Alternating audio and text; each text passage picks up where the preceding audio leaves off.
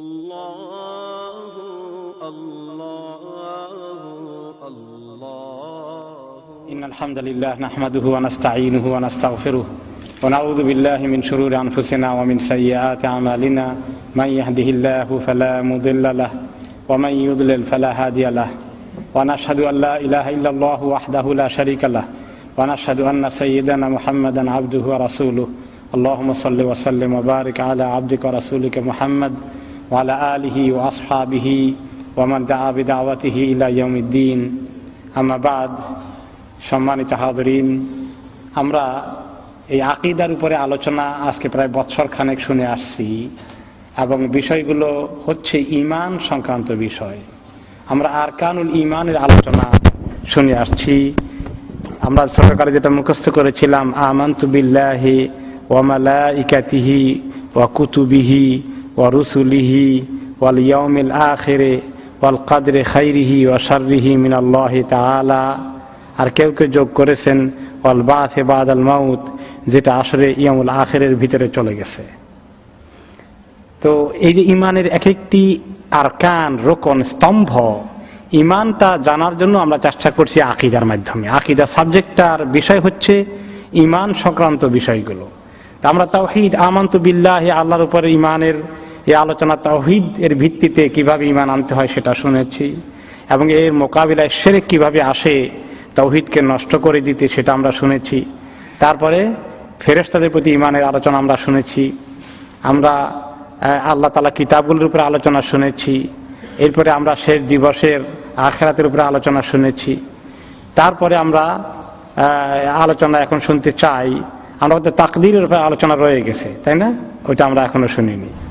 এখন আখিরাত সংক্রান্ত আলোচনার অনেক শাখা প্রশাখা আছে, কারণ আখিরাতের স্টেশন অনেকগুলো আছে। আখিরাতের স্টেশন প্রথম শুরু হয়, আখিরাতের জার্নি প্রথম শুরু হয় মাউত থেকে, এবং মাউত সংক্রান্ত যে বিষয়গুলো আছে এগুলো আমাদের জানা থাকলে আমরা আল্লাহ তাআলার কাছে মাউতের জন্য আরেকটু প্রস্তুতি নিতে পারি। তারপরে মাউতের পরেই যে প্রথম স্টেশন আসবে তার নাম কি? কবর। কবরের মধ্যে কি আছে, এখানকার ঘটনা কি হবে, এগুলো জানা থাকলে আমরা আল্লাহ তাআলার কাছে আরো বেশি করে পানা চাইতে পারবো, আরো বেশি করে তৈয়ারি করতে পারবো ইনশাআল্লাহ। তো আজকের বিষয় হচ্ছে সাকারাতুল মাউত এবং আযাবুল কবর। মৌতের হালত, মৌতের কি অবস্থা, সাকারাত কিভাবে আসে, আর কবরের আযাব কিভাবে হয়, কবরের জিন্দেগিটা কেমন যাবে, বারজাখের জিন্দেগি, এই দুটো বিষয় আজকে আমাদের আলোচনার মূল বিষয়। প্রথমত মৌতের ব্যাপারে তো আমরা সবাই জানি যে মৌত থেকে মুক্তি পাওয়ার কোনো ঔষধ কারো জানা আছে নাকি? কোনো উপায় জানা আছে? মুসলিম হোক অমুসলিম হোক, যে বলে যে আমি কিছুই বিশ্বাস করতে চাই না, সেও না মরে পারবে। কাজে এটা এমন এক জিনিস অবধারিত, কুল্লু নাফসিন যায়িকাতুল মাউত। প্রত্যেক নফসকে, প্রত্যেক আত্মাকে, প্রত্যেকটি ব্যক্তিকে এই মাউতের স্বাদ গ্রহণ করতে হবে। মৌতটা কেমন, এটার মজা একটু গ্রহণ করতে হবে, মৌতের এই পেয়ালা পান করতে হবে। আর এই জন্য নবী করিম সাল্লাল্লাহু আলাইহি ওয়াসাল্লাম এই মৌতের কথা স্মরণ করতে আমাদেরকে বারে বারে বলেছেন, আকসিরু যিকরা হাদিমিল লাজ্জাত। হে মানুষ, তোমরা বেশি করে ওই জিনিসটাকে স্মরণ করো, মনে করো, যেটা সমস্ত মজাকে শেষ করে দেয়। দুনিয়ার যত রকমের মজা আছে, কি কি মজা আছে? খাওয়ার মজা আছে, টাকা পয়সার মজা আছে, গাড়ি বাড়ির মজা আছে, বিবি স্বামী স্ত্রী দাম্পত্য জীবনের অনেক কিছুর মজা আছে। এই সমস্ত মজা কোন সময় শেষ হয়ে যায়? যখন মৌত তার সামনে হাজির হয়ে গেছে। তো এই যে সমস্ত মজাকে নিঃশেষ করে দেয়, এই মজা, এই জিনিসটাকে বেশি বেশি করে স্মরণ করো। আর আমরা তো এটাকে বেশি করে ভুলে যাই। খালি নগদ পাওনাটা আমাদের কাছে এত মনে হয়, এত চিন্তা মাথার মধ্যে থাকে, আর ওই মৌতের কথা ভুলে যায়। এই জন্য তিনি আমাদেরকে বেশি বেশি করে স্মরণ করতে বলেছেন। এমনকি যে ব্যক্তি বেশি করে মৌতকে ইয়াদ করে তিনি একজন ভালো মানুষ। ভালো মানুষ হওয়ার লক্ষণ হলো বেশি বেশি করে মৌতের কথা মনে করে, মৌতের জন্য প্রস্তুতি নেয়। আর যে লোকটি খারাপ, তার লক্ষণ হলো মৌতের কথা ভুলে গাফেল হয়ে থাকে। এরকম আপনারা হাদিস শুনেছেন, এক ব্যক্তি সাহাবীরা আলোচনা করছিলেন, ওই লোকটা মারা গেল, খুব ভালো মানুষ ছিল, খুব ভালো মানুষ ছিল, অনেক কথা এই করেছেন সেই করেছেন, অনেক গুণাগুণ আলোচনা করলো। তো নবী করিম সাল্লাল্লাহু আলাইহি ওয়াসাল্লাম বললেন, তোমাদের যে ভাইটার কথা এতক্ষণ বললা, বলো তো দেখি উনি মৌত সম্পর্কে কোনো আলোচনা করতে কোনো সময় শুনেছ? কথাবার্তায় মৌতের প্রসঙ্গ উল্লেখ করেছেন? তখন সাহাবায়ে কেরাম বললেন, না তা তো মনে পড়ে না, মৌতের কথা কোনোদিন ওনার মুখ থেকে এসেছে, আলোচনা করতে শুনেছি। তখন ওনারা বললেন, তাহলে তোমাদের ভাইটি ওইখানে নাই যেখানে থাকার আশা তোমরা তার ব্যাপারে করছ। কি বোঝা গেল কথা দ্বারা? যে মৌতের কথা যদি আলোচনা না করে, তার চিন্তায় না থাকে, তাহলে যে জান্নাতের ভালো জায়গাটা ঠিকানা হওয়ার কথা ছিল এই মুহূর্তে, সে ওই জায়গায় নাই, তার ঠিকানা হয়তো অন্য কোনো জায়গায় বরাদ্দ হয়ে গেছে। নাউযুবিল্লাহি মিন যালিক। তাহলে এই মৌতের জিনিসকেই আমরা ভুলে থাকি, অথচ এই মৌতকে বেশি করে ইয়াদ করা দরকার। আর পাশ্চাত্য জমানায় যেখানে বসবাস করি, বস্তুবাদের একদম পেটের ভিতরে ঢুকে আসি আমরা, যেখানে বস্তুর বাইরে আর কিছু নাই। বস্তুবাদ মানে কি? যা দেখা যায়, ধরা যায়, হ্যাঁ, উপভোগ করা যায়, এটার নাম হলো বস্তু। এইটার উপরে ইয়াকিন করে, আর কিছু ইয়াকিন করে না, এর নাম হলো কি? বস্তুবাদ, যেটাকে ইংলিশে বলে ম্যাটেরিয়ালিজম। তো এই জগৎটা হচ্ছে বস্তুবাদের জগৎ, এখানে আমরা বসবাস করছি, এখানে সারা দিন শুধু এই বস্তুর খেলা চলছে। এখান থেকে বেরিয়ে এসে আখিরাতের কথা স্মরণ করা এত সহজ নয়। এই দেশের মানুষ তো এমনিতেই একটা কথা নাকি আছে, বন্ধু বান্ধব গল্প গুজব করতে গেলে সেখানে তারা মৌতের কথা কখনো উচ্চারণ করে না। আর কেউ কোনো মৌতের কথা উচ্চারণ করলে সবাই এটাকে অপছন্দ করে, শুনতে চায় না, এটা আলোচনা করতে চায় না। এই খবরদার মৌতের কথা আলোচনা করো না, কারণ খাওয়া দাওয়া ফুর্তি করো। তো মৌতের কথা আলোচনা করলে একটা বাধা চলে আসে মনের মধ্যে, দরকার নাই এটা। আমরা তো ওই রকম একটা জগতে বসবাস করছি, তাই না? অথচ আমাদের নাজাতের জন্য কি লাগবে? এই মৌতের কথা আলোচনা করতে হবে। এই জন্যই এই আলোচনাগুলো করা দরকার, শোনা দরকার। আবার নিজে পড়লে, নিজে জানলে আবার শোনা দরকার, শোনানো দরকার, আবার পড়া দরকার। কারণ আমরা ভুলে যাই। আমি যখন এই হাদিসগুলো তো আল্লাহ তাআলা আমাকে অনেক আগে পড়িয়েছেন, কিন্তু আবার যখন পড়ি মনে হয় যেন আবার আমার জন্য আবার আমাকে নতুন করে মনে করিয়ে দেওয়া হচ্ছে। কারণ আমার ভিতরে আবার গাফলতি চলে আসে, আমি ভুলে যাই সে কঠিন সময়ের কথা। তা আসুন আমরা এই মৌত সংক্রান্ত ব্যাপারে একটু শুনি। প্রথমত, মৌতের সময় যে কি অবস্থাটা হয় এই ব্যাপারে কোরআন শরীফ থেকে একটুখানি আমরা সামান্য জানার চেষ্টা করব। আর মেইনলি একটা বড় হাদিস আছে, বারা ইবনে আযিব রাদিয়াল্লাহু আনহু, মৌতের A to Z কথাবার্তা ওখানে আছে। পুরো মৌতের ঘটনার একটি বিস্তারিত বর্ণনা স্বয়ং নবী করিম সাল্লাল্লাহু আলাইহি ওয়াসাল্লামের জবান থেকে আপনারা শুনতে পাবেন। প্রথমে আছে কোরআনে পাকের আয়াত, হাত্তা ইযা জাআ আহাদাহুমুল মাউত ক্বালা রাব্বিরজিউন। যখন তাদের কারো মৌত আসে, তারা তখন আল্লাহর কাছে দরখাস্ত দেয়, ইয়া রাব্বিরজিউন, আল্লাহ আমাকে একটু আপনি ফেরত পাঠান আবার দুনিয়ার মধ্যে, আমার সময়টা একটু বাড়িয়ে দেন, আমি আরেকটু কিছু করে আসি। লাআল্লি আমালু সালিহান ফীমা তারাকত, আমি যে সব ফেলে আসলাম, নেক কাম তো কিছু করিনি, এখন একটু নেকির কাজ করে আসি, আমাকে একটু সময় দেন আল্লাহ। এই কাফের, বেদিন, মুশরিক, মুসলিম, বিশেষ করে যারা পাপী, মুসলিম কিন্তু গুনাহগার, আর ফাসিক, কাফের, মুশরিক সবাই আল্লাহর কাছে দরখাস্ত দেয়। কারণ ওই সময় সবাই বুঝে ফেলে যে আর কোনো কিছু নাই, একমাত্র আল্লাহ, আল্লাহ ছাড়া আর সামনে কিছু নাই। তখন তারা সবাই আল্লাহর কাছে দরখাস্ত দেয় যে আমি একটু কিছু ভালো কাজ করে আসি, আমি তো সর্বনাশ করে ফেলেছি। আল্লাহ তাআলা কি সময় দেবেন তাদেরকে? কাল্লা ইন্নাহা কালিমাতুন হুয়া কাইলুহা ওয়া মিন ওয়ারাইহিম বারযাখুন ইলা ইয়াউমি ইউবাসুন। কখনো নয়, এটা তো একটি কথা, সে শুধু বলবে, তার এই কথা কেউ পাত্তা দেবে না। আল্লাহ তাআলা তার দরখাস্ত কখনো কবুল করবেন না, বরঞ্চ তার পেছনে এখন আছে বারজাখ, ইলা ইয়াউমি ইউবাসুন, যেদিন সবাইকে উঠানো হবে সেই দিন পর্যন্ত তার সামনে অপেক্ষা করবে অনাদিকাল এক বিশাল সময় কবরের জিন্দেগি। এই কবরের জিন্দেগিটাকে বারজাখ বলা হয়েছে। তার সামনে আছে শুধু এখন কবরের জিন্দেগি, তারপরে বাস অল বাসে বাদাল মাউত হবে, তার মানে হাসর জীবনে, হাসর দিনে পুনরায় তাকে জিন্দা করে উঠানো হবে। এর আগ পর্যন্ত তাকে কবরেই থাকতে হবে। তবে কবরে তো সবাই থাকে না, কারো কারো কবর নাই, আগুনে পুড়ে ছাই করে দিয়েছে। যারা হিন্দুরা কি করে, পুড়ে ছাই করে দেয়, তার কবর আছে নাকি? আর কবর নাই। কাউকে বাঘে খেয়ে ফেলেছে, কবর আছে নাকি আর তার? তো এই কবরের ভিতরে শুয়ে থাকাটা আসল বিষয় নয়। কবরের ভিতরে যিনি শুয়ে আছেন 5 বছর পরে যান, 10 বছর পরে যান, ওনাকে আস্ত পাওয়া যাবে? আর তো কাজে এই কবরের ভিতরে মানুষ আস্ত আছে এইটা বড় কথা নয়, কিন্তু এই বারজাখের জিন্দেগি একটা তার সামনে আছে, যেখানে কোন হালতে সে আছে, তার অবস্থা কি, তার রূহ কোথায় থাকে, তার বডির কি অবস্থা হয়, সেটা আমাদের জ্ঞানের বাইরে। কার জ্ঞানে আছে? এটা আল্লাহ তাআলা। আর সেই যে আল্লাহর জ্ঞানে আছে, এটাকে আমরা ইয়াকিন করে নাম হচ্ছে গায়ব, আল্লাযীনা ইউমিনুনা বিল গায়ব।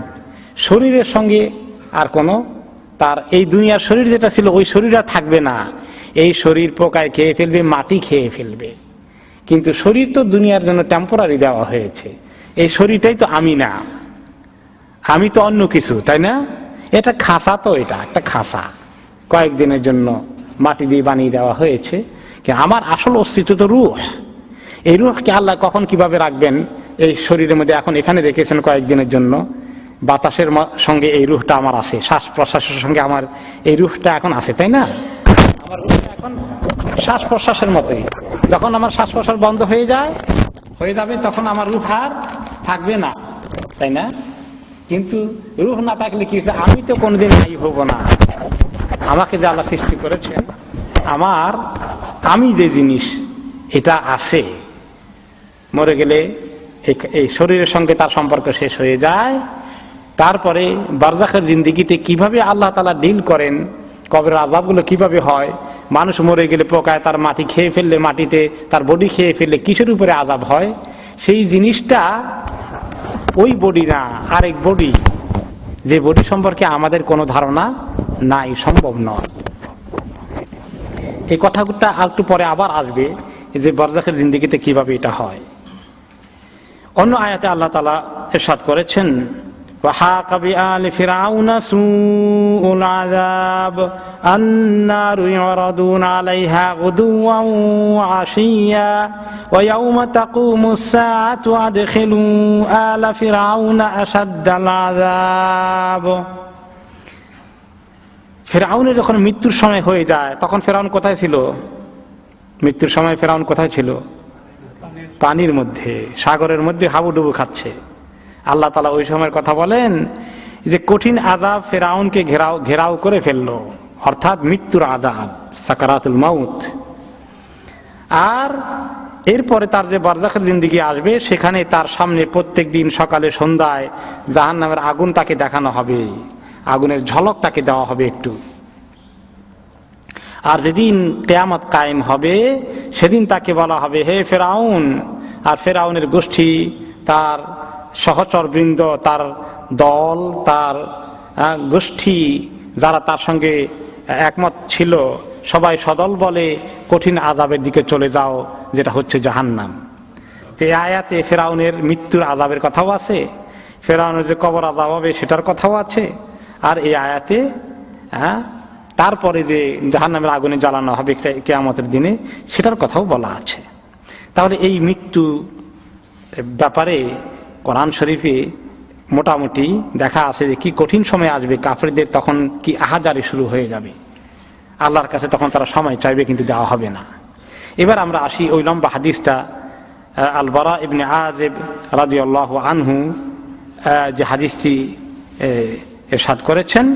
এই হাদিসটি আহমদ, মুসনাদে আহমদ, আবু দাউদ, হাকিম এবং অন্যান্য কিতাবে এসেছে। হাদিসটি সহিহ। বারা ইবনে আযিব রাদিয়াল্লাহু তাআলা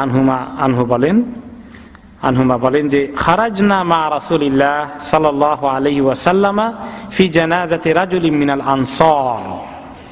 আমরা একদিন এক আনসারী ভাইয়ের মৃত্যু হলে, এক আনসারী সাহাবীর জানাজায় নবী করিম সাল্লাল্লাহু আলাইহি ওয়াসাল্লামের সঙ্গে ওনাকে দাফন কাফনের কাজে লাশ নিয়ে আসলাম।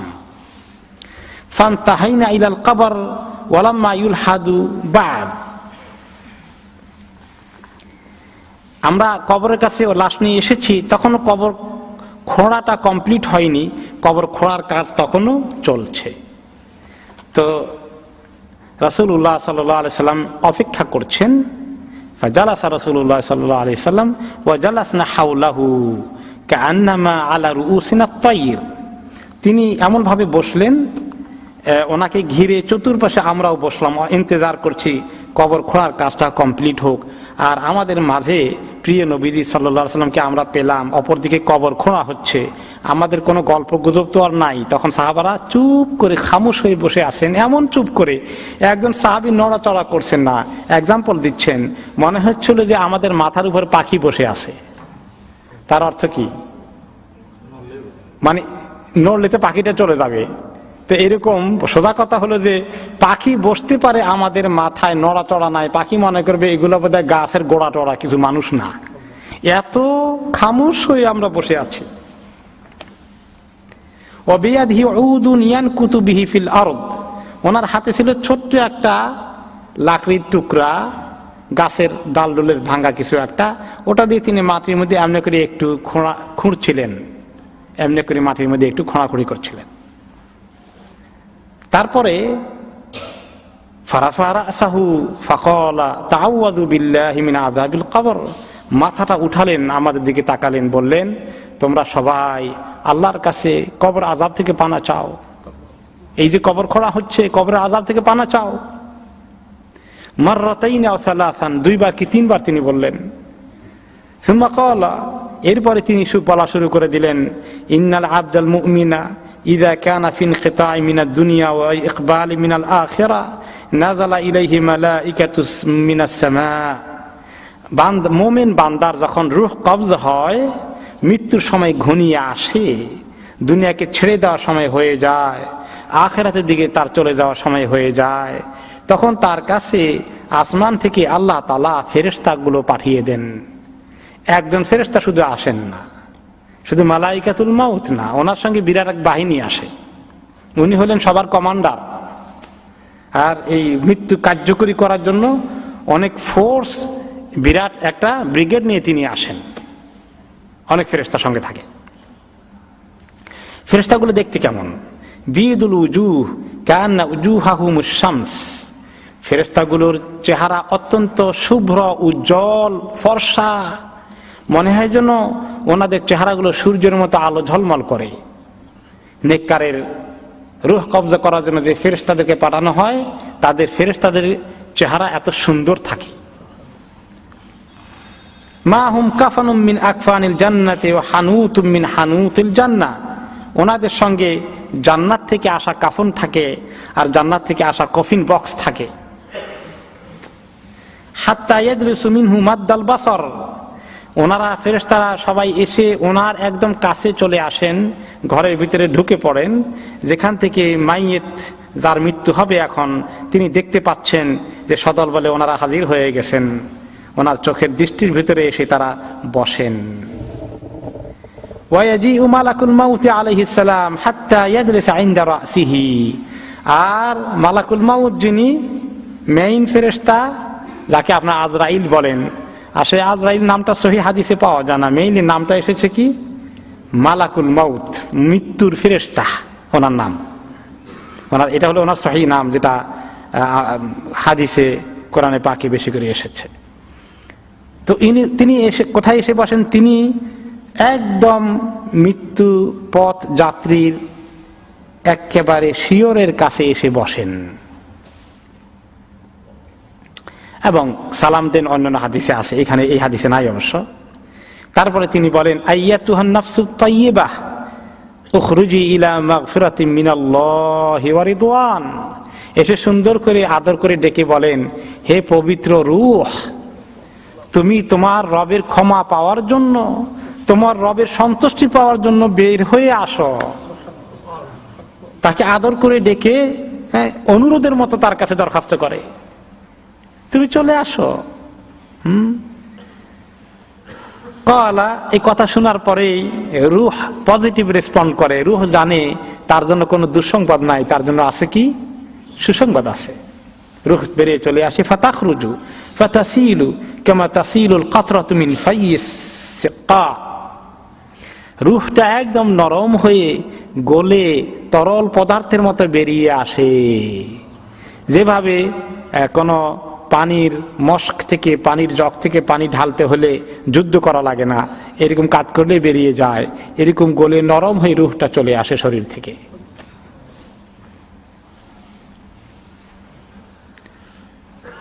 ফায়াখুযুহা ফাইযা আখাযাহা লাম ইয়াদউহা ফি ইয়াদিহি তারফাত আইন হাত্তা ইয়াখুযুহা ফায়াজআলুহা ফি যালিকাল কাফন ওয়া ফি যালিকাল হানুত। আর যখন এভাবে রূহটা বেরিয়ে আসেন, অন্যান্য ফেরেশতারা এবং মালাকুল মাউত সঙ্গে সঙ্গে হাজির, রূহটাকে ওয়েলকাম করে রিসিভ করেন, গ্রহণ করেন, এবং 1 মিনিটের জন্য দেরি করেন না, সঙ্গে সঙ্গেই ওই যে জান্নাত থেকে আনা কাফন পরিয়ে দেন, সেই কফিন বক্সের মধ্যে রেখে দেন। ওয়া ইয়াখরুজু মিনহু কাআতিয়াবি নাফহাতি মিসকিন উজিদাত আলা ওয়াজহিল আরদ। আর রূহ বেরিয়ে যাওয়ার পরে এমন সুগন্ধ ছড়িয়ে পড়ে ফেরেশতাদের কাছে, এত সুগন্ধ আসে এই রূহ থেকে, যে মিস্ক, যত মাস্ক, দামি মিস্ক আতর আছে তার থেকেও বেশি সুগন্ধ ছড়িয়ে পড়ে। কোনো কোনো সময় আল্লাহ তাআলা নেককারদের এইরকম সুগন্ধি মাঝে মধ্যে একটু ছেড়ে দেন, দুনিয়ার মানুষ যেন টের পায়। আমার একজন আত্মীয় ছিলেন, আমি দেখতে পাইনি মৃত্যুর সময়, খবর পেয়েছি পরবর্তী পর্যায়ে, ওনার ইন্তিকাল হয়ে গেছে। পাশের বাসার লোকেরা দৌড়ে আসলেন, এসে বলেননি তোমাদের ঘরে কিসের এত সুগন্ধি? তিনি খোঁজাখুঁজি করছেন, তারা বলে আমরা তো কোনো আতর টাতর ব্যবহার করিনি, কিন্তু প্রচুর সুগন্ধি ছড়িয়ে পড়েছে। এবং সেই মহিলাকে আমি চিনি, আল্লাহ তাআলা ওনাকে জান্নাতুল ফেরদাউস নসিব করুন। খুবই নেককার দিনদার ছিলেন।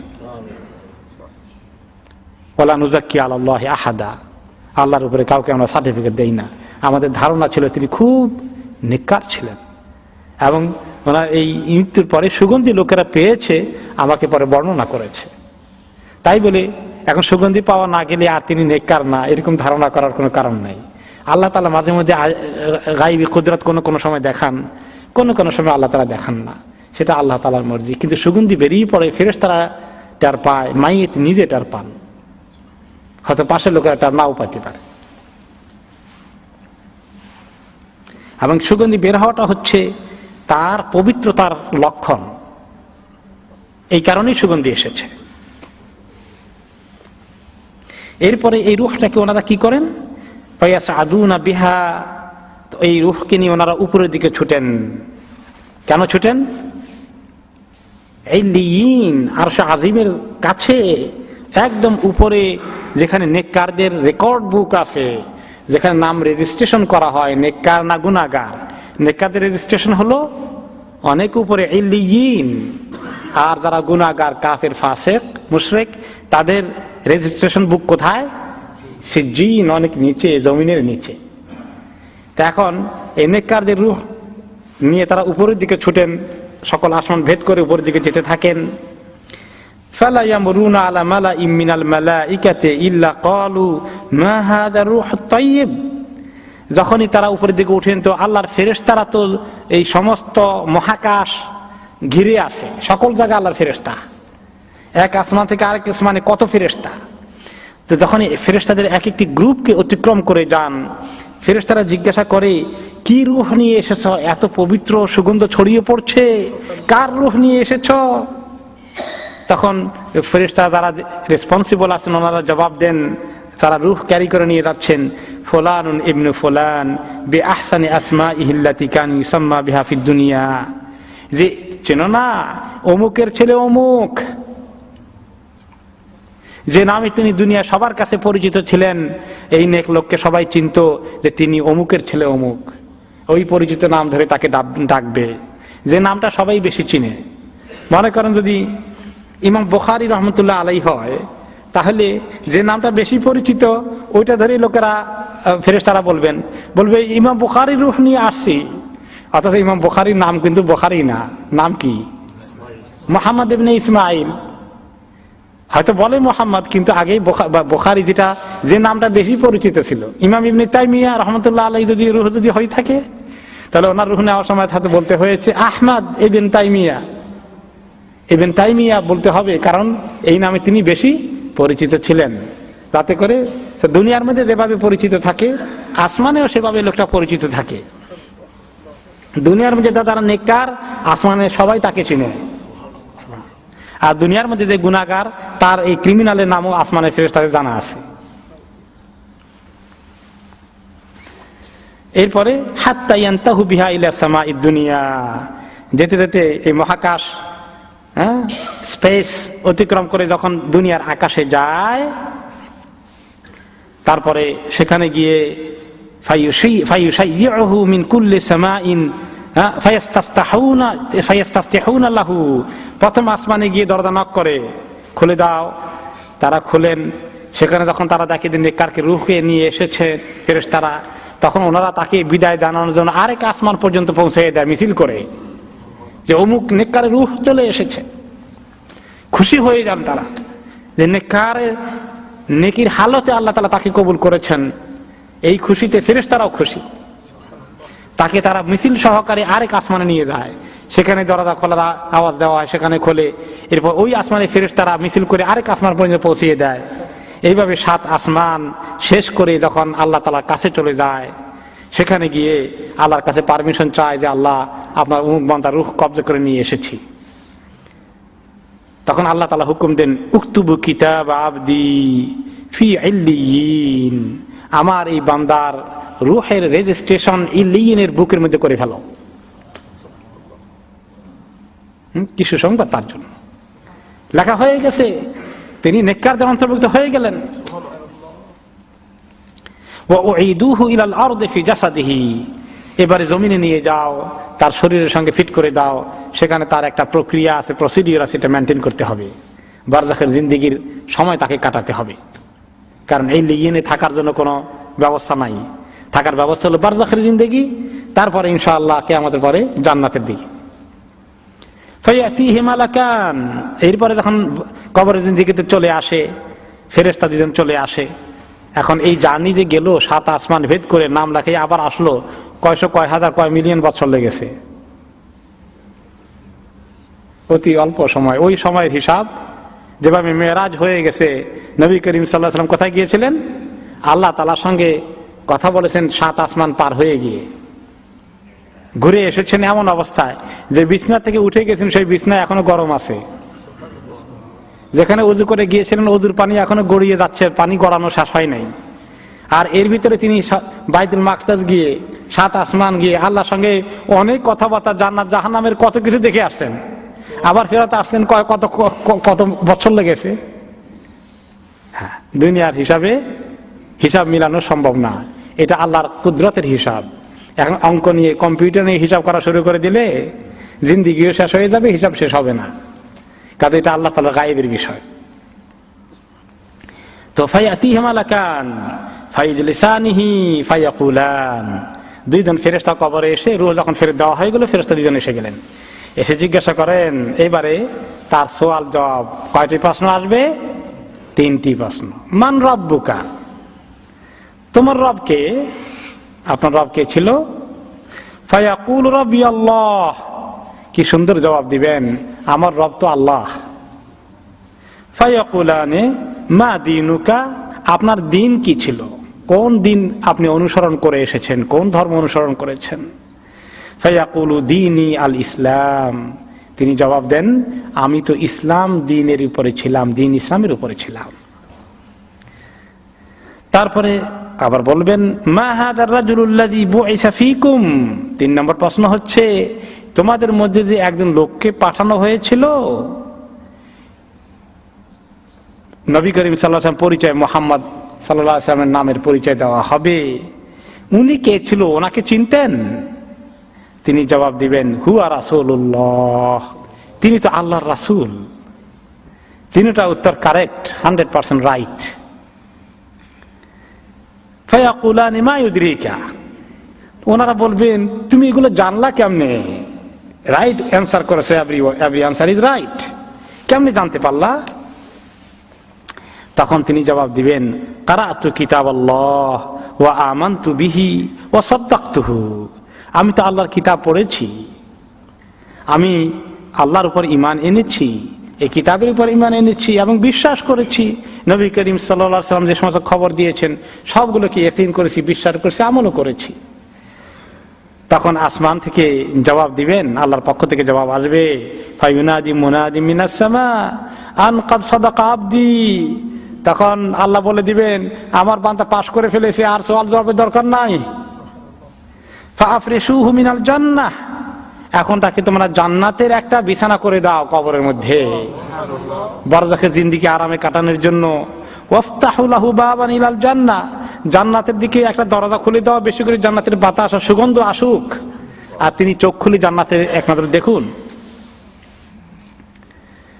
ফায়াতিহি মিন রাউহিহা ওয়া তিবিহা, তখন জান্নাতের বাতাস আর সুগন্ধি তার কবরে ঢুকতে থাকে। আর এটাকে বলা হয়েছে রাউদাতুম মিন রিয়াদিল জান্নাহ, জান্নাত কবর হয়ে যাবে তার জান্নাতের একটি বাগানের মতো। ওয়াফতাহু,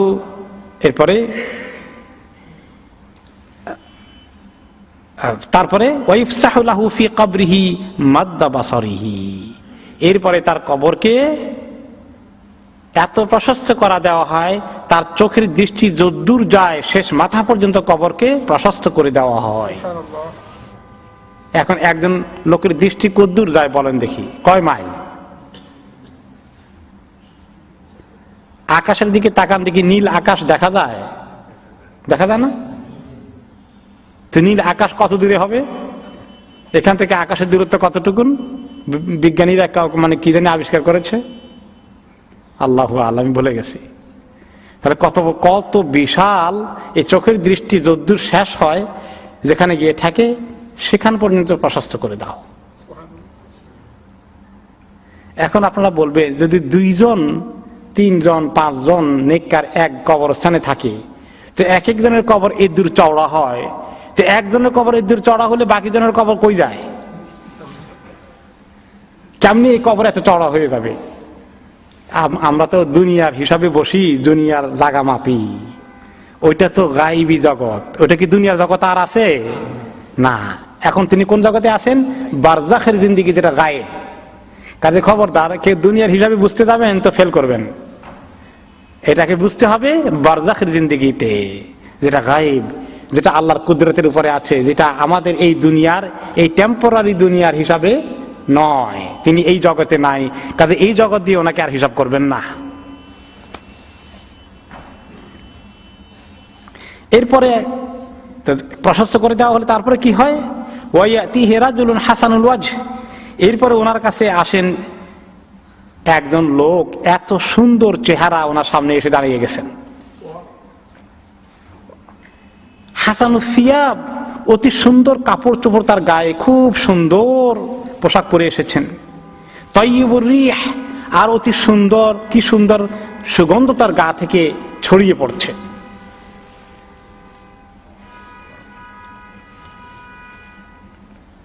এখন সেই লোকটা এসে এই মাইয়িতকে বলে, আবশির বিল্লাযী ইয়াসুররুকা, বলে যে আপনাকে সুসংবাদ দিতে এসেছি, এমন সুসংবাদ দেব যেটা শুনলে আপনি খুশি হয়ে যাবেন। হাযা ইয়াউমুকা আল্লাযী কুনতা তুআদু, আজকের এই ওই দিনে আপনি এসে গেছেন যে দিনের ওয়াদা আপনাকে আল্লাহ তাআলা করেছিলেন। ফায়াকুলু লাহু মান আনতা, তাই তুমি কে? ফাওয়াজহুকাল ওয়াজহু ইয়াজিউ বিল খাইর, তুমি এমন একটা চেহারার লোক যে চেহারা শুধু সুসংবাদ নিয়ে আসে। তোমার পরিচয়টা একটু জানতে পারি? এত সুন্দর সুসংবাদ নিয়ে এসেছো, তুমি কে ভাই? ফায়াকুলু আনা আমালুকাস সালিহ, তিনি বলেন, আমি তো অন্য কোনো অপরিচিত কেউ না, আমি তোমার পরিচিত আপনজন, আমি তোমার নেক আমল, তোমার জন্য আজকে এত সুসংবাদ। তখন তিনি মাইয়িত বলেন, রব্বি আকিমিস সাআহ, রব্বি আকিমিস সাআহ হাত্তা আরজিআ ইলা আহলি ওয়া মালি। আল্লাহ, আপনি কিয়ামত কায়েম করে দেন, কিয়ামত হয়ে যাক, আল্লাহ কিয়ামত নিয়ে আসেন, আমি সুসংবাদ নিয়ে আমার পরিবার পরিজন সবকিছুর কাছে চলে যাই, তাদেরকে বলি যে দেখো আমার জন্য এত সুসংবাদ এসে গেছে। এত সুসংবাদ ধরে রাখতে পারছে না, সবাইকে বলতে মনে চাচ্ছে যে আমি তো পাশ করে ফেলেছি বা আমার জন্য সুসংবাদ এসে গেছে। কিন্তু আল্লাহ তাআলা তো ফয়সালা যে এত সকাল কিয়ামত আসবে না, তিনি ঘুমিয়ে যাবেন। কোন কোন হাদিসে এসেছে ফেরেশতারা তখন তাকে বলবেন যে এখন তুমি একেবারে নব দুলহার মতো ঘুমিয়ে যাও, আরামসে ঘুমাও, তোমার আর কোনো কষ্ট হবে না। এবার তিনি এই ঘুমের মধ্যে পড়ে থাকবেন, আর সেই ঘুম থেকে উঠে যাবেন যখন হাসরের ময়দানে আল্লাহ সবাইকে উঠার জন্য ডাক দেবেন, যখন হাসরের ময়দান কায়েম হয়ে যাবে। এইগুলো নেককারের কিভাবে রূহ কবজ হয় এবং কবরের মধ্যে তার জন্য কি ধরনের সুসংবাদ আছে, কি ধরনের নিয়ামত আছে। জান্নাতের এই নিয়ামতগুলোকে তিনি মানসিকভাবে তখন এনজয় করেন। যদিও আসল জান্নাতের নিয়ামত খাওয়া দাওয়ার করা, এই সমস্ত কিছু এনজয় করা তো বাকি রয়ে গেছে, কিন্তু এই খুশির সংবাদটাকে তিনি যখন এনজয় করছেন, আর এই স্বপ্নে বিভোর হয়ে দুলহার মতো তিনি শুয়ে আছেন। আর যখন এই ছিল এক্সাম্পল ছিল কার? নেককারের রূহ কবজা হওয়ার। যখন আল্লাহ তাআলা গুনাহগারের রূহ কবজা করেন তার এক্সাম্পল এবার হাদিসে এসেছে। ওয়া ইন্নাল আবদাল কাফিরা ইযা কানা ফি ইনকিতাই মিনাদ দুনিয়া ওয়া ইকবালি মিনাল আখিরা। কাফের ব্যক্তি, মুশরিক হোক, এমনকি গুনাহগার যদি মুমিন মুসলমানও হয় কিন্তু গুনাহগার, যখন তাদের আখিরাতে আসার সময় হয়, দুনিয়া বিদায়ের সময় হয়ে যায়, নাযালা ইলাইহিম মালাইকাতুন সুদুল উজুহ, তাদের কাছে চলে আসেন ফেরেশতাগুলো এমন করে আল্লাহ পাঠান যাদের চেহারা অত্যন্ত কালো, কুৎসিত, ভয়ার্ত চেহারা। মাহুমুল মুসুহ, এবং তাদের সঙ্গে থাকে এরকম পশম দিয়ে বানানো খসখসে এক ধরনের কাপড়, যেটা মানে খুব কাটার মতো শরীরের মধ্যে বেঁধে পড়ে, এরকম একটা কাফনের কাপড় নিয়ে তারা আসে। ফায়াদলিসুনা মিনহু মাদ্দাল বাসর, ঘরে ঢুকে তারা তার দৃষ্টির কাছাকাছি তিনি দেখতে পান, সে দেখতে পায়, এরকম জায়গায় গিয়ে বসে। রাহমাতুল্লাহ। আর মালাকুল মাউত এসে হাত্তা ইয়াদরিসা ইনদা রাসিহি, মৃত্যুর ফেরেশতা এসে তার শিয়রের কাছে এসে পড়েন এবং এসে তাকে ডাক দেন, আইয়াতুহান নাফসুল খাবিসাহ উখরুজি ইলা সাখাতিন মিনাল্লাহি ওয়া গাদাব। এই অপবিত্র আত্মা, অপবিত্র রূহ, তুমি জলদি করে এক্ষুনি বেরিয়ে আসো, তোমার রবের গোসা রাগ মোকাবিলা করার জন্য রেডি হয়ে যাও। তোমার উপরে আল্লাহর অসন্তুষ্টি কিভাবে আসবে তুমি এখন দেখতে পাবা, বেরিয়ে আসো তাড়াতাড়ি। এই খবর শুনে, এই ডাক শুনে, এই হাঁক শুনে তখন সে ঘাবড়িয়ে যায়। ফাতাফাররাকু ফি জাসাদিহি, সে লুকাতে চেষ্টা করে শরীরের ভিতরে, রূহটা তখন শরীরের ভিতরে বিভিন্ন জায়গায় লুকায়, সে নিজেকে টুকরা টুকরা করে বিভিন্ন জায়গায় লুকিয়ে ফেলে, এমনকি আঙ্গুলের নিচে পর্যন্ত এসে লুকিয়ে যায়, বের হতে চায় না। ফায়ান্তাযিউহা কামা ইউনতাযাউ সুফুদু মিনাস সুফিল মাবলুল, তখন জোর করে ফেরেশতারা হাত ঢুকিয়ে দিয়ে মুখের ভিতরে দিয়ে এমনি করে টেনে বের করে নিয়ে আসেন, ছিঁড়ে ছিঁড়ে বের হয়ে আসে রূহ। যেভাবে কোনো আমাদের দেশে পাটের বস্তা আছে না, পাটের বস্তা দেখেন, চিনছেন তো? আবার কোন কোন জায়গায় সালা বলে, আপনারা কি বলেন? সলা বলেন। এটার ভিতরে যদি লোহার কোনো আংটা ঢুকায়, তীরের মতো একটা ঢুকায়, আর তার মধ্যে উল্টা করে বর্ষির মতো মাথা থাকে, এমনি ঢুকায় যদি আবার বাইর করতে চায়, সহজে বেরিয়ে আসবে সুইয়ের মতো? ছিঁড়ে ভিড়ে একদম টুকরা টুকরা ছিন্ন ভিন্ন হয়ে যেভাবে বেরিয়ে আসে, এইভাবে তার রূহটা বেরিয়ে আসবে, ছিঁড়ে ছিঁড়ে টুকরা টুকরা হয়ে গেছে।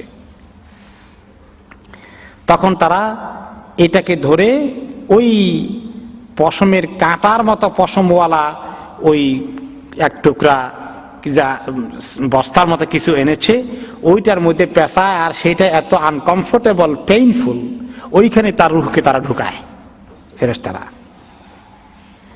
এক নজরের জন্য রাখে না, ওইখানে ঢুকাই ফেলে, তারপরে ওয়াখরুজু মিনহা কাআনতানি জিফাতিন উজিদাত আলা ওয়াজহিল আরদ, এমন দুর্গন্ধ বেরিয়ে পড়ে তার পচা রূহ থেকে, তার পচা আত্মা থেকে। ফেরেশতাদের কষ্ট হয়ে যায় যে জমিনের মধ্যে এর চেয়ে পচা মরা লাশের আর দুর্গন্ধ, যেমন কোনো গরু, গাধা, শিয়াল রাস্তার ধারে পৌঁছে থাকলে যেরকম পচা বডির গন্ধ বের হয়, একদম ওয়ার্স গন্ধ এই রূহ থেকে বেরিয়ে আসে। এরপরে তারা ফায়াসআদুনা বিহা, উপরের দিকে উঠায় আল্লাহর পারমিশনের জন্য। কোথায় এর নাম রেজিস্টার করাবে?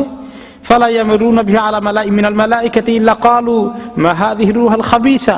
যখনই মহাকাশ পেরুতে কোনো ফেরেশতার দলের সঙ্গে ওনাদের দেখা হয়ে জিজ্ঞাসা করে, এই পচা রূহ কার নিয়ে এসেছে, দুর্গন্ধ টিকা যাচ্ছে না, কোন পচা মানুষের রূহ এটা?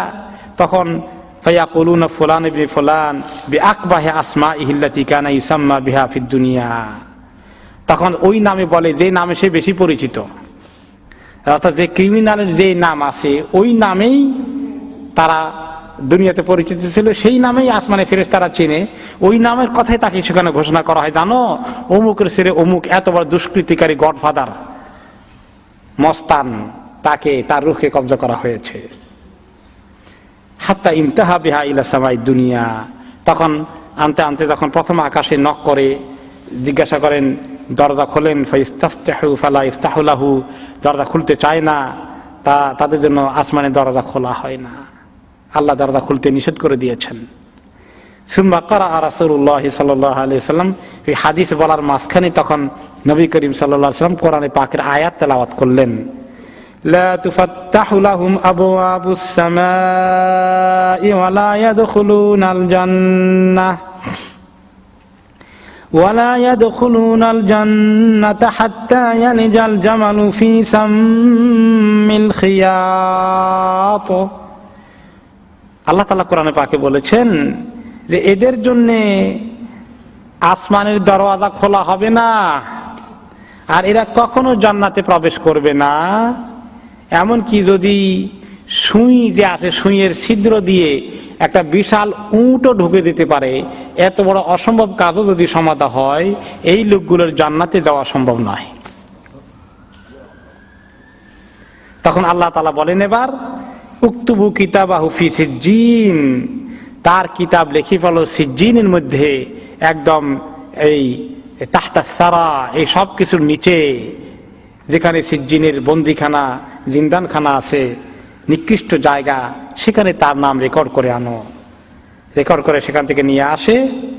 এরপরে নিকট করে নিয়ে যায়, যাওয়ার জন্য যখন যায় তখন তুতরাহু রূহু তারহান, তার রূহকে এরকম ধপ করে ছেড়ে দেওয়া হয় সেখান থেকে। এত উপর থেকে ধপ করে ছেড়ে দিলে রূহের কি অবস্থা চিন্তা করেন। কত উপরে উঠিয়েছে রূহকে, প্রথম আসমানে নিয়ে গেছে, সেখান থেকে ধপ করে ছেড়ে দেওয়া হচ্ছে। এদের ব্যাপারে আল্লাহ তাআলা কোরআন শরীফে একটি কথা বলেছেন, সেই আয়াতটা নবী করিম সাল্লাল্লাহু আলাইহি ওয়াসাল্লাম আরেকটি আয়াত তেলাওয়াত করলেন তখন এই প্রসঙ্গে। সুম্মা ক্বারা, তারপর নবী করিম সাল্লাল্লাহু আলাইহি ওয়াসাল্লাম পড়লেন, তেলাওয়াত করলেন, ওয়া মান ইউশরিক বিল্লাহি ফাকান্নামা খাররা মিনাস সামাই ফাতাখতাফুহু আত-তায়র ফাতাখতাফুহু আত-তায়রু আও তাহউই বিহির রিহু ফি মাকানিন সাহিক। যে ব্যক্তি আল্লাহর সঙ্গে শিরক করে তার অবস্থা হবে মনে হয় যেন আকাশ থেকে তাকে ধপ করে ছেড়ে দেওয়া হলো, আর এই মহাকাশের জার্নি করতে করতে কোনো জায়গায় হয়তো কোনো একটা পাখি যেগুলো সবল মারে এবং জানোয়ারের মতো বড় বড় পাখিগুলো, যেমন যেগুলো শকুনের মতো পাখি অন্য কিছুকে পাইলে থাবা মারে, এরকম কোনো পাখিদেরকে থাবা মেরে তাকে ধরে ফেললো সেখানে, এটা যেমন ভয়ার্থ জার্নি হতে পারে। অথবা রিহ, বাতাস তাকে কোনো দিকে নিয়ে উল্টা পাল্টা জায়গায়, অনেক দূরের জায়গায়, দূরত্বের জায়গায় ধপ করে তাকে ফেলে দিতে পারে। এইরকম কঠিন জার্নি তার হবে আসমানে, যখন তার নাম এর জন্য পারমিশন দেওয়া হবে না, ধূপ করে তাকে ফেলে দেওয়া হবে। ফাতুআদু রূহুহু ফি জাসাদিহি, সিজ্জিনে লেখানোর পরে তার বডিটাকে, তার রূহটাকে এবারে আবার শরীরের মধ্যে ফিট করে দেওয়া হয়, হ্যাঁ, যেখানে তার কবর আছে, অথবা বারজাখের জিন্দেগির যেখানে আছে, তার বারজাখের হিসাব নিকাশ চলবে, সেখানে তাকে নিয়ে আসা হয়। তাকে দুজন ফেরেশতা বসিয়ে দেয়, আর জিজ্ঞাসা করে একই তিনটি প্রশ্ন করে, মান রব্বুকা, তোমার রব কে? তার জবাব হয় হা হা লা আদরি, আহা আফসোস আফসোস, আমি তো জানি না আমার রব কে। দ্বিতীয় প্রশ্ন, মা দিনুকা, তোমার দিন কি? তখন একই কথা, হা হা লা আদরি, দিন ধর্ম কি কিচ্ছু তো জানি না। ফায়ুকালিন লাহু ফায়াকুলানি লাহু মা হাযার রাজুলুল লাযী বুইসা ফীকুম, তোমাদের মধ্যে যে একজন মানুষ পাঠানো হয়েছিল এই তার সম্পর্কে কিছু জানো? ফায়াকুল হা হা লা আদরি, বলে হা আফসোসের বিষয়, সেটাও তো জানি না, কিচ্ছু জানি না। ফায়ুনাদি মুনাদি মিনাস সামা, তখন আসমান থেকে জবাব দেন, আল্লাহর পক্ষ থেকে আওয়াজ আসে, আন কাযাবা, এই লোকটি মিথ্যা কথা বলেছে। ফাফরিশুহু মিনান নার, তাকে এখনই জাহান্নামের একটা বিছানা বিছিয়ে দাও। ওয়াফতাহু লাহু বাবান ইলান নার, জাহান্নামের দিকে দরজা খুলে দাও তার কবরের। ফায়াতিহি মিন হাররিহা ওয়া সুমুমিহা, তখন জাহান্নামের আগুন গরম আর তার এই বাতাস, আগুনের বাতাস তার কবরে আসতে থাকে। ওয়া ইউদাইয়াকু আলাইহি কবরুহ, তার কবরকে সংকুচিত করে দেওয়া হয়, চিপিয়ে দেওয়া হয়। হাত্তা তাখতালিফা ফিহি আদলাউহু, তার এই সিনার হাড্ডিগুলো একটা আরেকটার ভিতরে ঢুকে পড়ে, এরকম করে ঢুকে পড়ে, এমন চাপ দেওয়া হয় কবরে দুই দিক থেকে তাকে।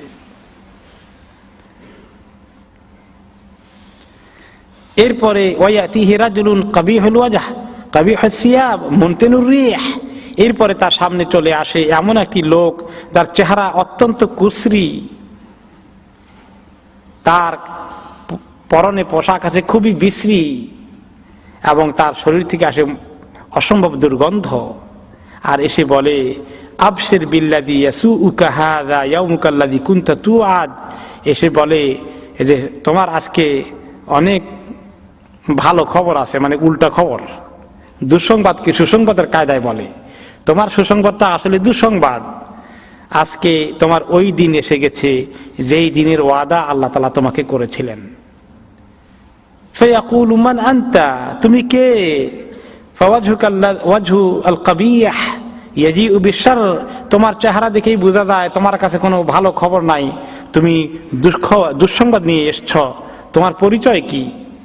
ফায়াকুলু আনা আমালুকাল খাবিস, সে লোক বলে আমি তোমার খবিস আমল, তোমার বদ আমল, তোমার গুনার ফিরিস্তি, আমি অন্য কেউ না, তুমি আমাকে লালন পালন করেছো সারা জীবনে তোমার।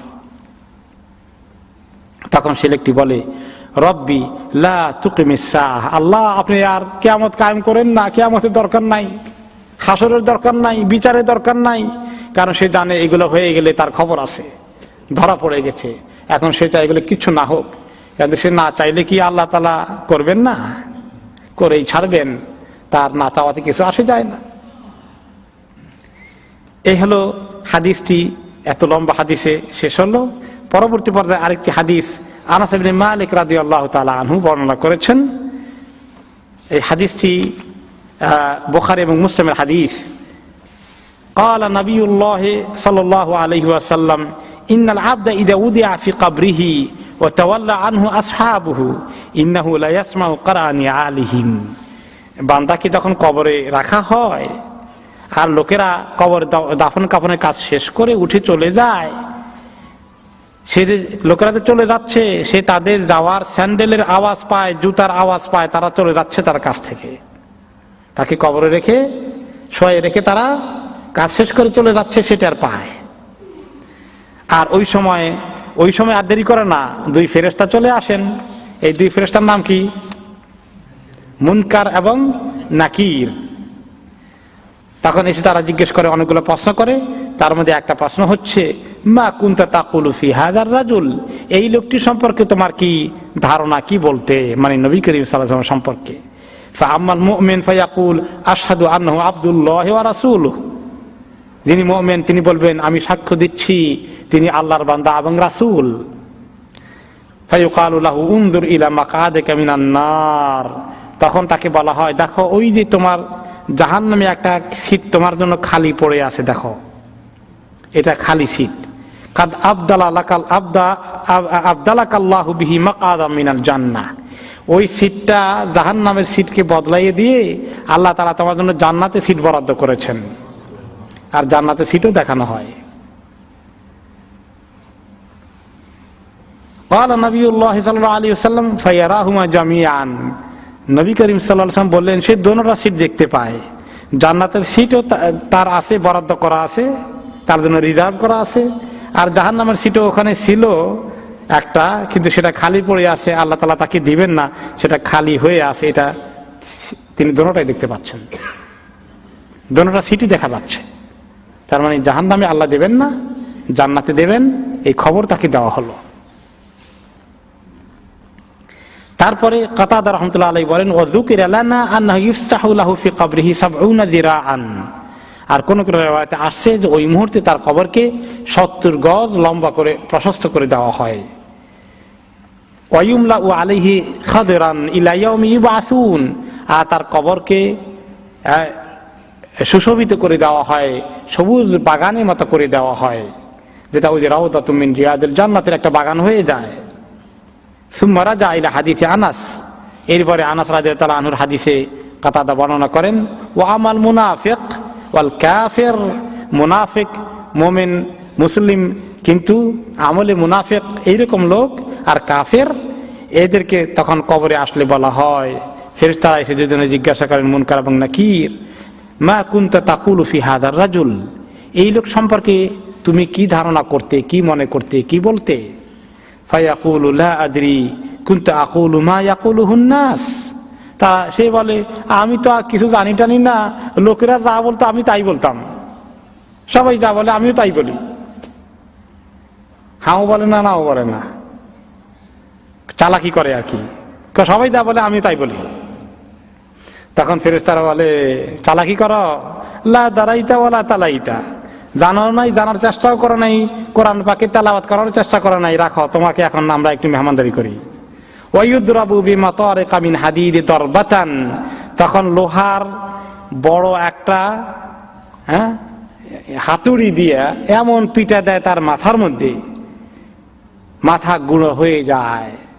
আর ফাইয়াসিহু সাইহাতান, সে আর্তচিৎকার করে ওঠে কবরের ভিতরে। ইয়াসমাউহা মান ইয়ালিহি গায়রা সাকালাইন, কবরের আশেপাশে যত জানোয়ার মাখলুক আছে, গরু ছাগল হাঁস মুরগি পাখি পোকা মাকড় জানোয়ার সবাই শুনতে পায়, শুধু দুই জাত শুনে না। এই দুই জাতকে মানুষ এবং ইনসান, বুখারী মুসলিমের হাদিস, মানুষ এবং জিন, ইনসান এবং জিন, এই দুই জাত শুনে না, আর সমস্ত জাত শুনতে পায়। এরপরে আবু হুরায়রা রাদিয়াল্লাহু তাআলা আনহু ৩ নম্বর হাদিসে বলেন ক্বালা রাসূলুল্লাহ সাল্লাল্লাহু আলাইহি ওয়াসাল্লাম ইযা কুবিরাল মাইয়িত, যখন মাইয়িতকে কবরে রাখা হয়, আতাহু মালাকানি আসওয়াদানি আজরাকান, তখন দুইজন ফেরেশতা আসেন তার কাছে, যাদের কিন্তু শরীরের রং বেশ কালো, নুরানি চেহারা না, চোখ দুটো খুব নীল নীল রঙের, মানে খুব দেখতে মোটামুটি ভয় পাওয়ার মতো চেহারা। অবশ্য মুমিনকে আল্লাহ তাআলা ভয় পাওয়াবেন না, কিন্তু জেনারেলি গুনাহগার কাফিরদের জন্য অত্যন্ত ভয় পাওয়ার মতো চেহারা। ইউকালু লিআহাদিহিমাল মুনকার ওয়া লিল আখারি আন নাকির, একজন নাম হচ্ছে মুনকার আর একজন নাম হচ্ছে নাকির। এখন এসে জিজ্ঞাসা করেন ওই প্রশ্নটাই যে এই ব্যক্তি সম্পর্কে কি ধারণা করতে আল্লাহ নবীকে। কোন কোন রিওয়ায়াতে আসছে আল্লাহ নবীর সিন তখন ভেসে উঠবে। তখন এই লোক সম্পর্কে ধারণা কি? তখন তিনি বলে বসেন আশহাদু আল্লা ইলাহা ইল্লাল্লাহ ওয়া আন্না মুহাম্মাদান আবদুহু ওয়া রাসূলুহু, এই কথা পরিষ্কার ঘোষণা দিয়ে দেয়। তখন ফেরেশতারা জবাব দেন, ওই দুই ফেরেশতা মুনকার এবং নাকির বলেন কাদ কুন্না না'লামু আন্নাকা তাকুলু হাযা, আমরা আসলে জানতাম তুমি এরকমই মনে করতে, এরকম ইয়াকিন করতে, এরকম বিশ্বাস করতে, এরকম বলতে, তোমার জন্য কোনো দুঃসংবাদ নাই। সুম্মা ইফসাহু লাহু ফি কবরিহি ৭০ যিরাআন ফি ৭০, তখন তাকে তার কবরকে ৭০ ইনটু ৭০, ৭০কে ৭০ দিয়ে পূরণ করলে, গুণ করলে, মাল্টিপ্লাই করলে যা হয় এই পরিমাণ প্রশস্ত তার কবরকে করে দেওয়া হয়, এত গজ প্রশস্ত করে দেওয়া হয়। তারপরে তারা দুজনে বলে নিম কানাউমাতিল আরুস, আল্লাযী লা ইউকিযুহু ইল্লা আহাব্বু আহলিহি ইলাইহি হাত্তা ইয়াবআসুহুল্লাহু মিন মারজিহি যালিকা, বলে যে তুমি এখন ঘুম দাও, একেবারে দুলহার মতো ঘুম, এমন ঘুম দাও নব বিবাহিত দুলহা যেরকম নিজের বিবিকে দেখার উদ্দেশ্য অপেক্ষা করতে করতে ঘুমাইয়ে যায়, আর তার রুমে তার দুলহান এসে যখন তার গায়ে হাত দিয়ে জাগাইয়ে দেয়, দেখি যে দুলহান তো আমার সামনে এসে গেছে, এইরকম ঘুমের মতো তুমি ঘুম দাও।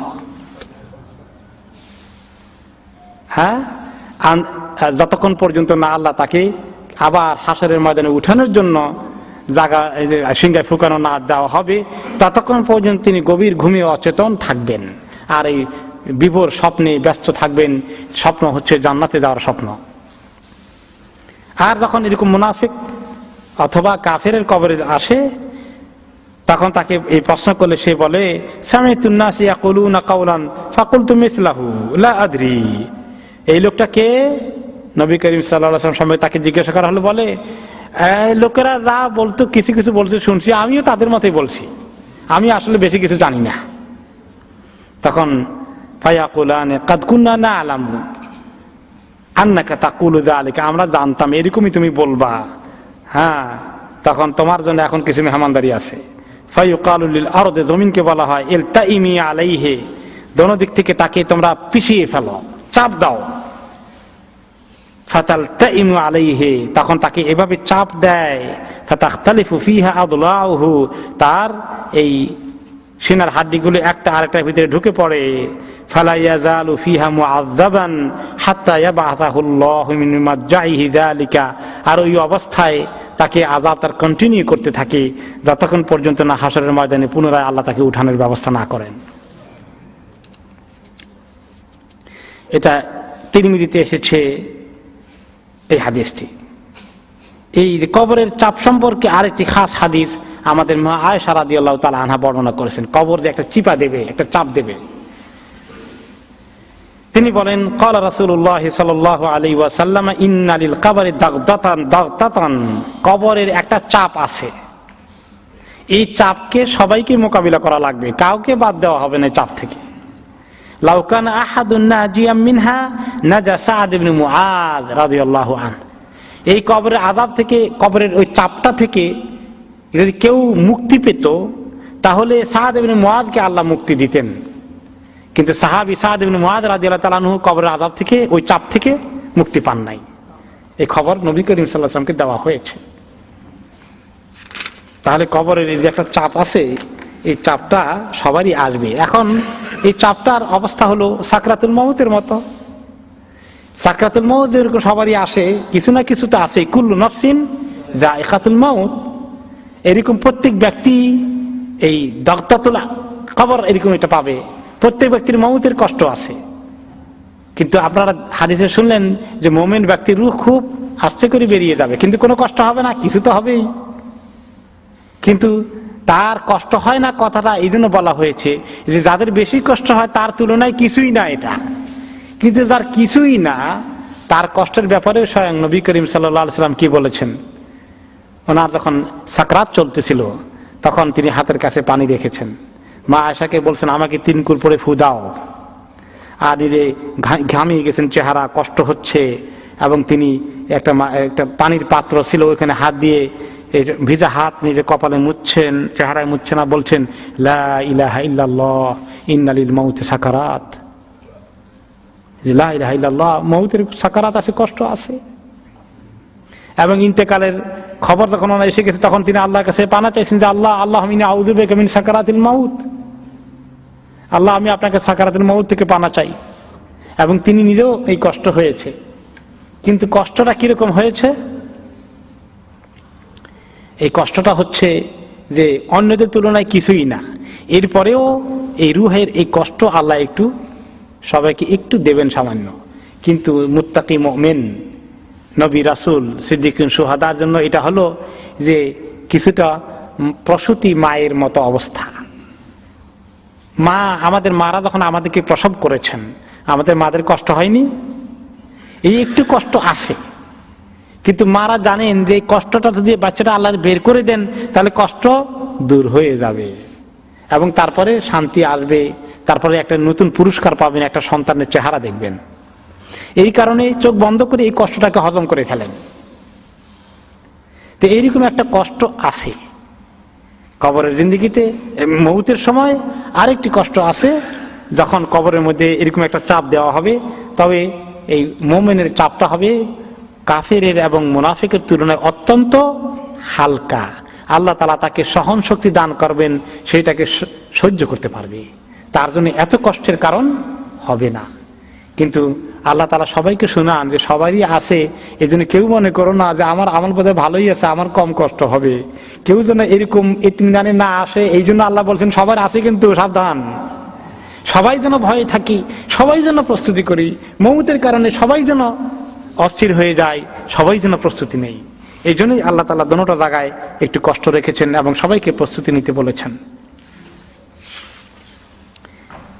এরপরে এই বারজাখের জিন্দেগির একটা হাদিস, এক স্বপ্নের হাদিস। স্বপ্ন তো আপনারা বহু দেখেন, তো সব স্বপ্ন তো আর কাজের জিনিস না, কোন কোন স্বপ্ন আছে একেবারে আকামের জিনিস, এগুলোকে বলা হয়েছে আদগাসু আহলাম। শয়তানে বহু রকম স্বপ্ন দেখায়। আবার কোন কোন স্বপ্ন আছে আল্লাহর পক্ষ থেকে আসে, যেটা খুব অর্থবহ এবং আল্লাহ তাআলা বান্দাকে সতর্ক করার জন্য দেখান। তো এইরকম এক স্বপ্নের খবর দিচ্ছেন সামুরা ইবনে জুনদুব রাদিয়াল্লাহু আনহু। তিনি একজন সাহাবী। তিনি বলেন কি, কানা রাসূলুল্লাহ সাল্লাল্লাহু আলাইহি ওয়াসাল্লাম মিম্মা ইউকসিরু আন ইয়াকুলা লি আসহাবিহি হাল রাআ আহাদুম মিনকুম মিন রুইয়া। প্রত্যেকদিন সকালে ফজরের পরে নবী করিম সাল্লাল্লাহু আলাইহি ওয়াসাল্লাম সাহাবীদের দিকে ফিরে বসতেন। ফজর পড়া শেষ হয়ে গেলে বসে আল্লাহুম্মা আমিন একসঙ্গে দোয়া একটা করতেন নাকি? না, তিনি কোনোদিন একসঙ্গে আল্লাহুম্মা আমিন দোয়া করেন নাই। তিনি নিজে নিজে দোয়া করেছেন, নিজে তসবিহ করেছেন, নিজে জিকির করেছেন। আর সাহাবায়ে কেরাম কি করেছেন? নিজে নিজে দোয়া তসবিহ জিকির করতেন। যে আমল আপনারা আলহামদুলিল্লাহ এখন করে যাচ্ছেন, মাশাআল্লাহ, এটা হচ্ছে নবী করিম সাল্লাল্লাহু আলাইহি ওয়াসাল্লামের সুন্নত আমল। বলেন আলহামদুলিল্লাহ। আল্লাহ যে সুন্নত আমলে তৌফিক দিয়েছে, আমরা বলি আলহামদুলিল্লাহ। আর যারা এখন এই সুন্নত আমলে এখন আসতে পারেনি, মনে করে আমরা দোয়া উঠিয়ে দিয়েছি, আমরা তো বলি যে বেশি বেশি করে দোয়া করি, আসেন।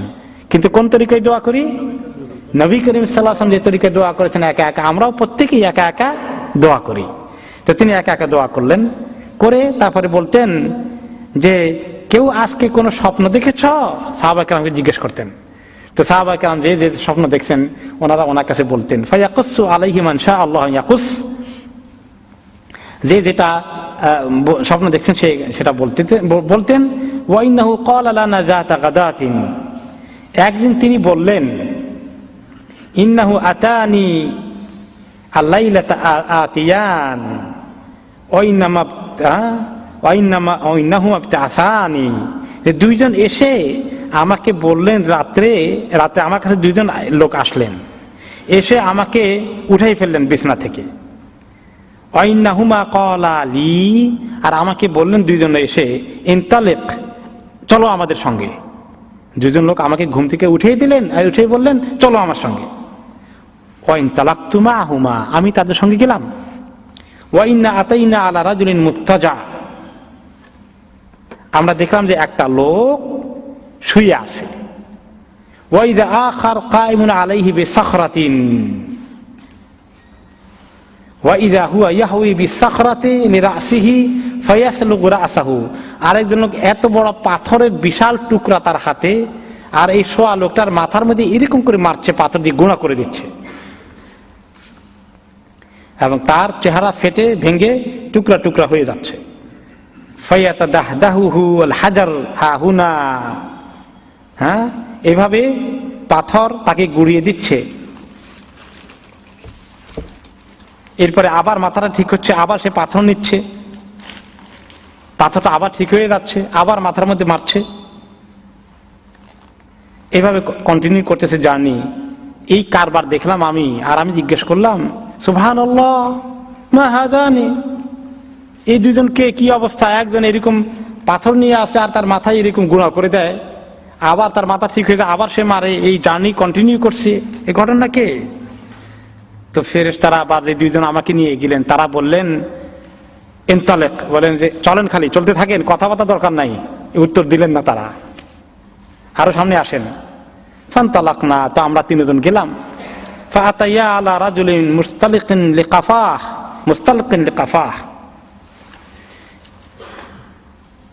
আমি এবার আরেক লোককে যে পাওয়া গেল উপর হয়ে শুয়ে আছে, ওয়াইদা আখার কায়মুন আলাইহি বিকাল্লুবিম মিন হাদিদ, আর আরেকজন পাওয়া গেল যে তার বিরাট মুগুর, লোহার মুগুর তার হাতের মধ্যে, এই শোয়া লোকের পাশে দাঁড়িয়ে আছে। ওয়াইদা হুয়া ইয়াতি আহাদা শিক্কাই ওয়াজহিহি ফায়ুশারশিরু শিদকুহু ইলা কাফাহ ওয়া মানখিরুহু ইলা কাফাহ। মুগুর নয়, এটা হলে এক ধরনের দায়ের মতো বা লোহার অস্ত্রের মতো ধারালো করা, যে তার এই মুখের এইখান দিয়ে টান মারে, ধারালো অস্ত্র দিয়ে একেবারে তার পাছার কাছে নিয়ে আসে, আর এদিক থেকে আরেক টান মারে, তার মুখকে চিরে কেটে পাছার কাছে নিয়ে আসে, 2 খণ্ড করে ফেলতেছে এই শোয়ালো, উপর হয়ে শোয়া লোকটাকে। হ্যাঁ, তারপরে আবার এরকম করতে করতে তাকে একেবারে তার চোখ কান সব কিছু তার চুরমার হয়ে যাচ্ছে, 2 টুকরা হয়ে যাচ্ছে। আমরা এই তামসা দেখলাম। দেখার পরে ফামা ইয়াফরুগু মিন যালিকাল জানিবি হাত্তা ইয়াসিহা যালিকাল জানিব, যখন একদিকে টান দিয়ে ছিঁড়ে ফেলে দিয়ে এটা ফাঁক হয়ে গেছে, 2 টুকরা হয়ে গেল, আর আরেক দিকে যখন যায় ওইটা টুকরা করে, তখন এটা আবার জোড়া লাগে যায়, তো এটার মধ্যে আবার টান মারে, তারপরে ওইটা জোড়া লাগে, ওইটার মধ্যে আবার এভাবে টান মারে, এভাবে তাকে অপারেশন চলতেছে, কন্টিনিউ করতেছে। আমি বললাম সুবহানাল্লাহ মা হাদানি, এই 2 লোকের কাম কি? একজনে তাকে এরকম করে কেন, আর যাকে এরকম করে তার এই অবস্থা কেন? ক্বাল আলী ইনতালিক, তারা বললেন সামনের দিকে চলেন। এটার উত্তর দিলেন না। ফানতালাকনা ফাতাইনা আলা মিসালিত তান্নুর, এসে গিয়ে দেখলাম যে আগুনের চুলা দাউ দাউ করে জ্বলছে। ও আহসাবু আন্নাহু কানা ইয়াকুল ফাইদা ফিহি লাগাতুন ওয়া আসওয়াতুন, আর সেই আগুনের গর্ত দাউ দাউ করা জ্বলছে, আর সেখানে মনে হলো যেন তিনি অনেক আওয়াজ শুনতে পাচ্ছেন, এই কথা বলছিলেন, অনেক চিৎকার, ধ্বনি, আর্ত চিৎকার শুনতে পাচ্ছেন। ফাত্তালানা ফিহি, চিৎকার শুনে আমি নিচের দিকে তাকালাম, এই গর্তের ভিতরে কি আছে? ফাইদা ফিহি রিজালুন ওয়া নিসাউন উরাতুন, আর দেখতে পেলাম যে সেখানে কিছু পুরুষ এবং মহিলা সবগুলো নগ্ন ল্যাংটা অবস্থায় আছে। আর আর নিচের থেকে আগুনের লেলিহান শিখা এসে তাদেরকে ঝালাই করছে।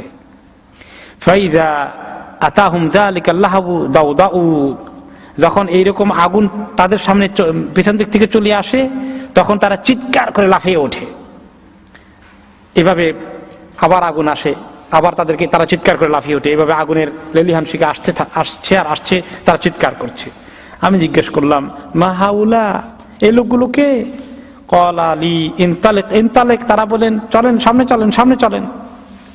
ফানতালাকনা, সামনে আরো গেলাম। ফাতাইনা আলা নাহরিন হাসিবতু আন্নাহু কানা ইয়াকুল আহমারা মিসলাদ দাম,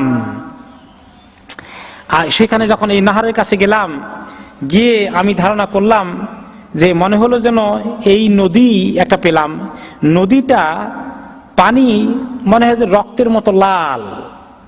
ওয়াইদা ফিন নাহরি রাজুলুন সাবিহুন ইয়াসবা, আর সেই রক্তের নদীর মধ্যে দেখি যে একটা লোক সাঁতার কাটছে। ওয়াইদা আলা শাত্তিন নাহরি রাজুলুন, আর দেখি যে নদীর পাড়ে একটা লোক দাঁড়িয়ে আছে। কাদ জামা ইনদাহু হিজারাতান কাসীরা ওয়াইদা যালিকা সাবিহু ইয়াসবাহ, আর দেখি যে ওই লোকটার পাশে অনেকগুলো পাথর জমা করে রাখছে, আর এই লোকটা সাঁতার কাটছে রক্তের নদীর মধ্যে। সুম্মা ইয়াতি যালিকা আল্লাযী কাদ জামা ইনদাহুল হিজারা ফায়াফগারু লাহু ফাহু ফায়ুলকিমাহু হাজারা, আর তখন যখন এই লোকটার কাছে সাঁতার কাটতে কাটতে আসে, সে ওনার মুখকে ফাঁক করে সেখানে তার মুখের ভিতরে পাথর ঢুকিয়ে দেন, একদম ধাক্কা দিয়ে ভিতরে অপারেশন করে পাথর পুশ করে ঢুকিয়ে দেন। তার এই কষ্ট চলতেছে, সে বারে বারে সাঁতার কেটে আসে, আর তার মুখে পাথর ঢুকানো হচ্ছে। এভাবে তার কেসা কন্টিনিউ করতেছে। আমি বললাম এই 2 জনের কাহিনী কি? এই সাঁতার কাটে তার মুখে এইভাবে পাথর পুশ করে ঢুকাই দিচ্ছে, এই 2 জনের ঘটনা কি? বলা হলো সামনের দিকে যান। ফানতালাকনা ফাতাইনা আলা রাজুলিন কারিহিল মিরআতি কাআকরাহি মা আনতা রাআইন রাজুলান মিরআতান, সামনে গিয়ে দেখি এমন একটা লোক, তার চেহারা দেখতে এরকম বিশ্রী কুশ্রী, জীবনে কোনোদিন এরকম কুশ্রী মানুষ তুমি দেখো নাই, কল্পনাও করনি এরকম কুশ্রী মানুষ। ওয়াইদা ইনদাহু নারুন ইয়াহুসসুহা ওয়া ইয়াসআ হাওলাহা, আর এই লোকটার পাশে আছে আগুন এবং সেই লোকটা এই আগুনকে জ্বালায় আর এই আগুনের পাশে দৌড়াদৌড়ি করছে, এই আগুন দিয়ে এই লোকটাকে জ্বালানোর চেষ্টা করছে। আমি জিজ্ঞাসা করলাম এই দুজনের হালত কি? তারপরে তিনি ফেরেশতারা বললেন আরো সামনে যান, ইনতালিক ইনতালিক। তারপরে গেলাম, সামনে গিয়ে দেখলাম ফাআতাইনা আলা রাউদাতিন মুতাম্মাতিন ফিহা মিন কুল্লি নাউর আর রাবিয়া, এমন একটি রাউদা পেলাম, এমন একটি মানে যেখানে বড় বড় ঘাস বাগানের মতো হয়ে আছে এবং সেখানে আছে একটি ফুল ফুটে আছে।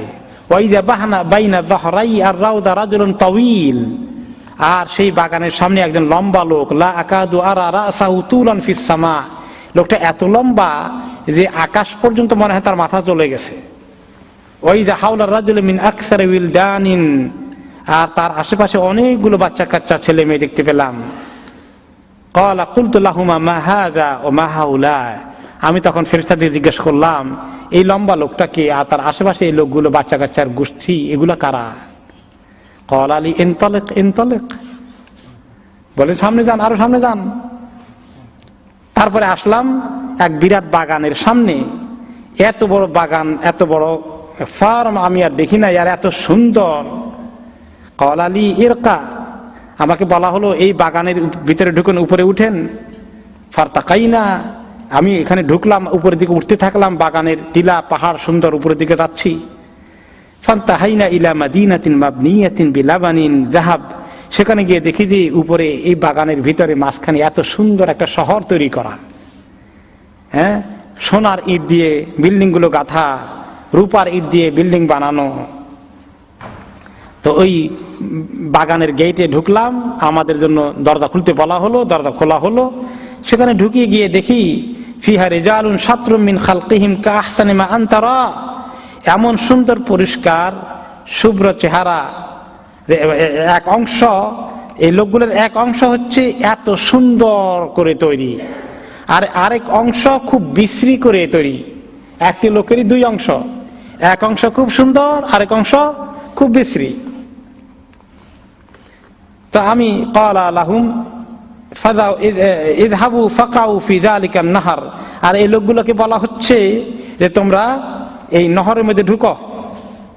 ওয়াইদা নাহারুন মুতারিদুন ইয়াজরি কাআন্না মাআহুল মাহদু ফিল বিয়াদ, আর সেই এত সুন্দর নহর যেখানে নহরগুলোর মধ্যে পানি খুব পিওর সাদা পানি, স্বচ্ছ পানি প্রবাহিত আছে, একেবারে শুভ্র। ফাযাহাবু ফাওয়াকাউ ফিহি, লোকগুলো সেই পানির মধ্যে ডুব দিল। ডুব দেওয়ার পরে কিছুক্ষণ পরে আমরা ফেরত আসলাম, এসে দেখি এই লোকগুলোর এক পাশে যে খুব বিশ্রী শেপ ছিল ওইটা চলে গেছে। ফাসারু ফি আহসানি সূরা, এখন তারা খুব চমৎকার, হোল বডি এখন সুন্দর, বিশ্রী অংশটা চলে গেছে এই নহরের মধ্যে ডুব দেওয়ার কারণে। তখন ক্বালা লি হাযিহি জান্নাতু আদন ওয়া হাযাকা মানজিলুকা, তখন আমাকে বলা হলো এই যে বাগানে ঘোরাঘুরি করতেছেন, নবী করিম সাল্লাল্লাহু আলাইহি ওয়াসাল্লাম বলা হচ্ছে, ফেরেশতারা বলছেন স্বপ্নে, এটা হচ্ছে জান্নাত আদন, আর এইখানে আপনার প্যালেস, এই জায়গায় হাযা মানজিলুকা, এটা আপনার ঘর।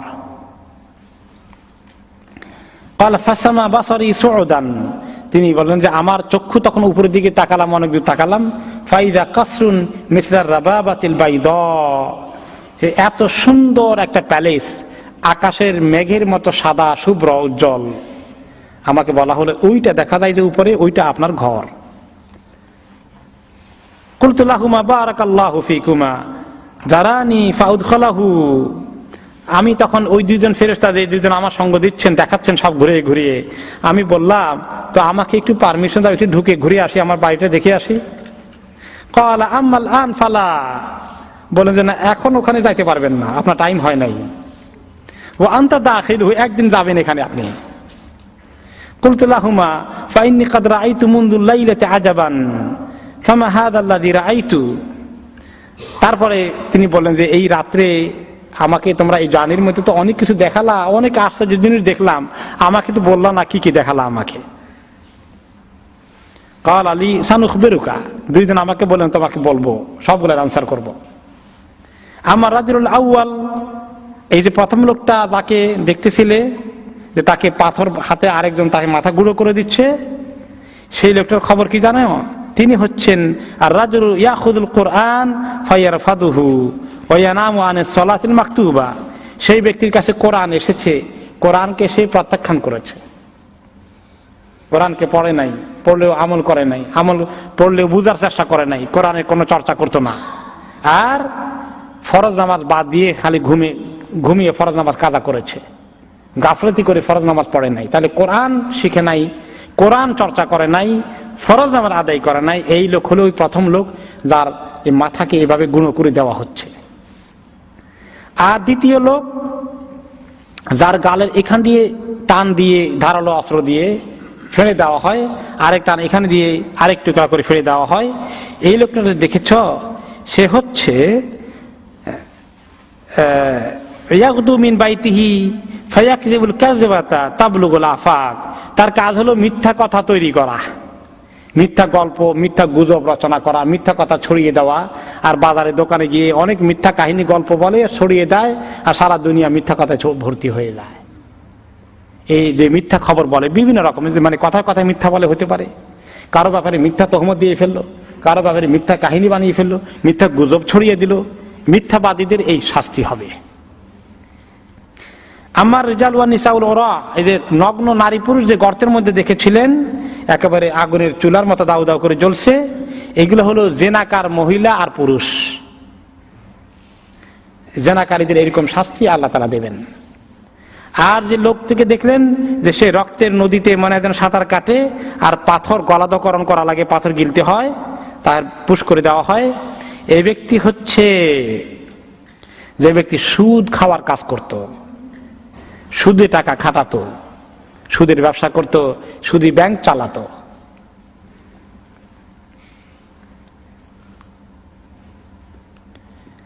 আর যে ব্যক্তি দেখেছেন তার চেহারা খুবই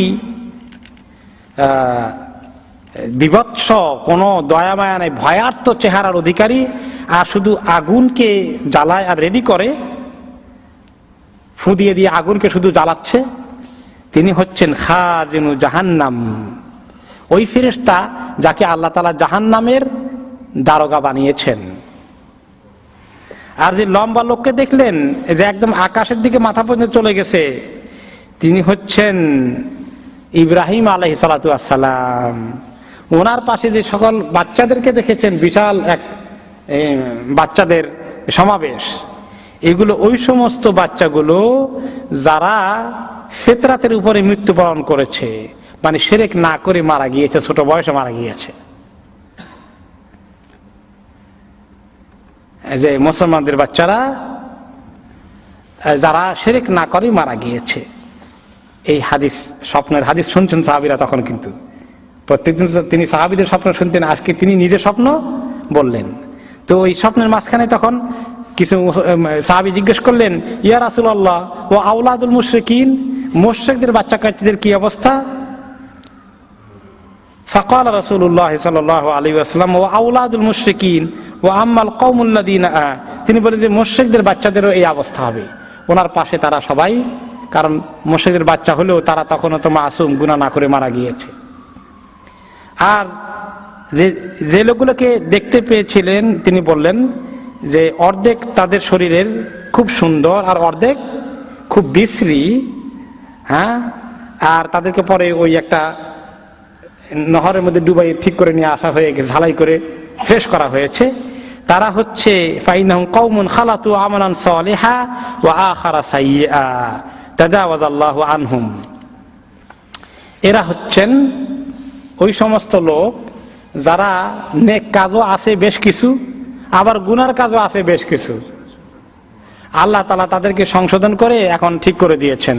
তার মানে অন্য হাদিসে এসেছে জাহান্নামে কিছুদিন জ্বলে টলে গুনার কাফারা আদায় হওয়ার পরে আল্লাহ তাআলা জাহান্নাম থেকে তাদের অনেকেই বের করে এনে তারপরে জান্নাতের সামনে একটা পানির নহর থাকবে, সেখানে গোসল করাইয়া সমস্ত দুর্গন্ধ দূর করে দিয়ে শরীরকে ফ্রেশ করে জান্নাতে যাওয়ার উপযুক্ত করে জান্নাতে ঢুকাবেন।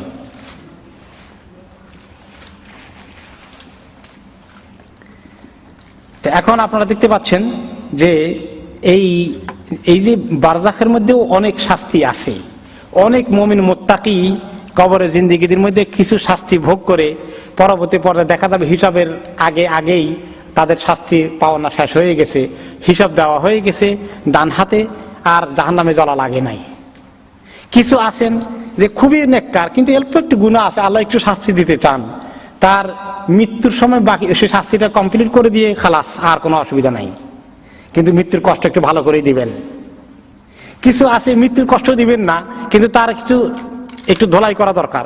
ধোলাই করার জন্য তার মৃত্যুর আগে এমন অসুখ বিসুখ দিয়ে এমন কষ্ট দিবেন যে একেবারে মৃত্যুর আগে গুনাহ খাতার সমস্ত পাওনা কাফারা আদায় হয়ে পাক সাফ হয়ে মৃত্যুবরণ করবে। সুবহানাল্লাহ। কিছু আছে যে দুনিয়ার মধ্যে আল্লাহ তাআলা মৃত্যুর আগে এই যে আমাদের বিপদ আপদ ঘটে, অসুখ বিসুখ হয়, মুসিবত আসে, প্রত্যেকটাই আমাদের গুনাহ মাফ হওয়ার কারণ হয়ে যায়। এইভাবে করে পর্যায়ক্রমে আল্লাহ তাআলা কিছু লোককে গুনাহ শাস্তি থেকে সংশোধন করার, ইসলাহ করার, পাক পবিত্র করার ব্যবস্থা করেন। আল্লাহ তাআলা কত কারীম এবং রাহিম। কিন্তু পাশাপাশি এই যে মৃত্যুর কথা আল্লাহ তাআলা বললেন, নবী করিম সাল্লাল্লাহু আলাইহি ওয়াসাল্লাম হাদিসে আসলো, কবরের জিন্দেগীর কথা আসলো, সাকারাতুল মাউত। আল্লাহ তাআলা কোরআনে পাকে বলেছেন, ওয়াজাআত সাকরাতুল মাউত বিল হক যালিকা মা কুনতা মিনহু তাহিদ। এই সাকরাতুল মাউত এসে গেছে, এটা হক, এটা হকের কথা, হক জিনিস আসবেই। এটাকে তুমি পালানোর চেষ্টা করেছিলে, পালানোর জন্য মানুষ মরতে চায় না। অসুখ হয়ে গেলে ডাক্তার, কবিরাজ, অপারেশন, বাংলাদেশে না কুলালে ইন্ডিয়া যায়, ইন্ডিয়া না কুলালে সিঙ্গাপুর যায়, ব্যাংকক যায়, তা না কুলালে কয় লন্ডনে যায়, আমেরিকা যাও, তারপরে মরতে চায় না। যালিকা মা কুনতা মিনহু তাহিদ। এখান থেকে পালাতে চেয়েছিলে, কিন্তু সিঙ্গাপুর গিয়েও মরা লাগে, লন্ডনে আসলেও মরতে হয়, লন্ডনে মানুষও মরে, পালানোর উপায় নাই। এই সাকরাতুল মাউত হক। এই হক থেকে বাঁচার জন্য আল্লাহ তাআলা আমল তৈরি করার জন্য আমাদেরকে তৌফিক দান করুন, আর এই কবরের জিন্দেগীর আযাব থেকে আল্লাহ তাআলা আমাদেরকে বাঁচিয়ে দিন। আল্লাহুম্মা ইন্না নাউযু বিকা মিন আযাবিল কবর ওয়া নাউযু বিকা মিন সাকারাতিল মাউত। দুই একটা প্রশ্ন নিয়ে আমরা ঠিক 6:30 শেষ করে দেব। আমার কাছে 6:30 নিয়ে মুসলিম অ্যাপয়েন্টমেন্ট আছে ইনশাআল্লাহ, যদি না থাকে আছে। জি,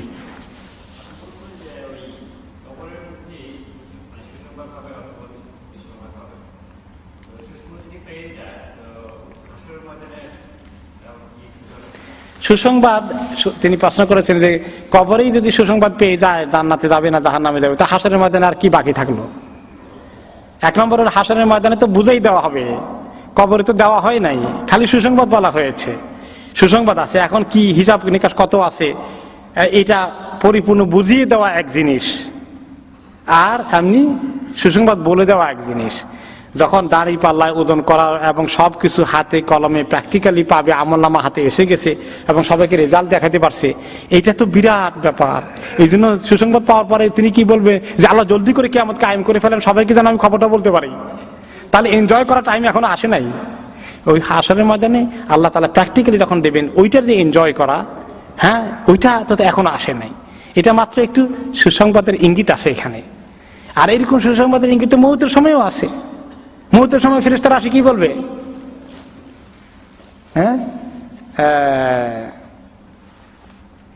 ইন্নাল্লাযীনা ক্বালু রাব্বুনাল্লাহু সুম্মা ইসতাকামু তাতানাজ্জালু আলাইহিমুল মালাঈকাতু আল্লা তাখাফু ওয়া লা তাহজানু ওয়া আবশিরু বিল জান্নাতিল্লাতী কুনতুম তুআদুন।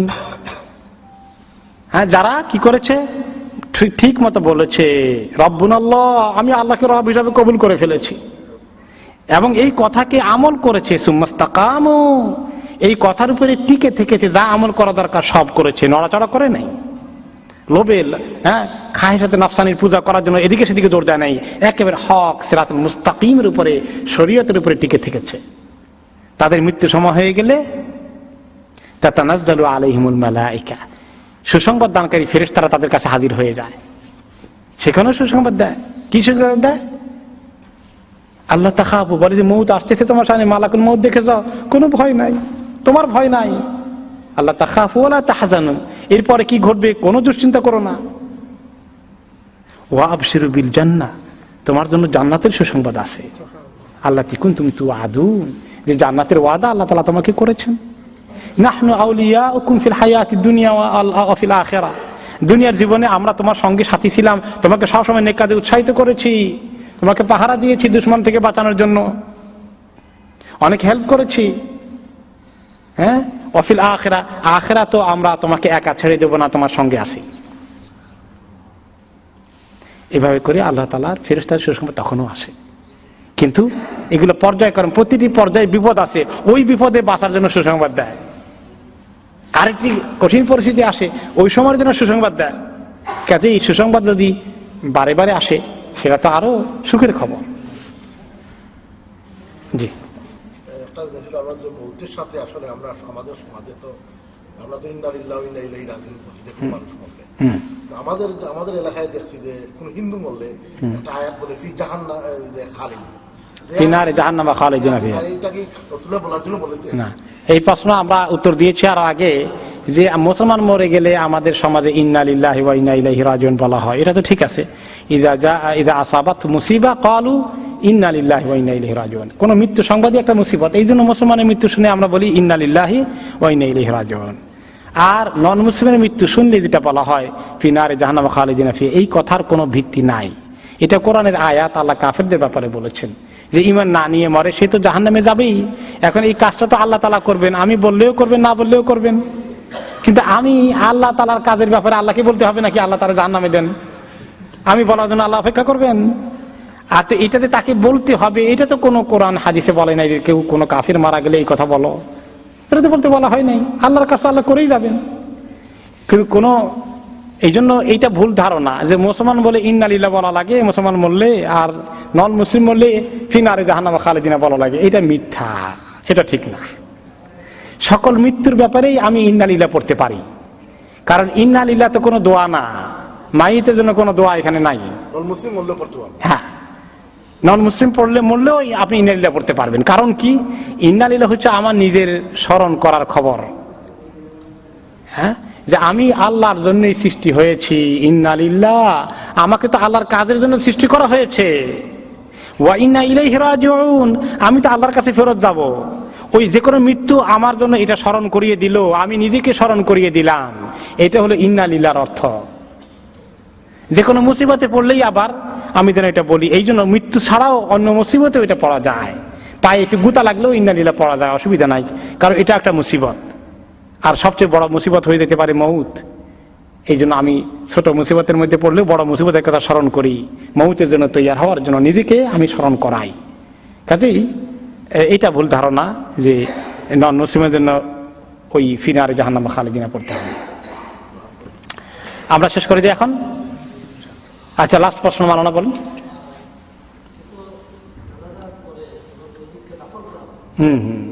জি, ওকে, সুন্দর প্রশ্ন করেছেন, বারাকাল্লাহ।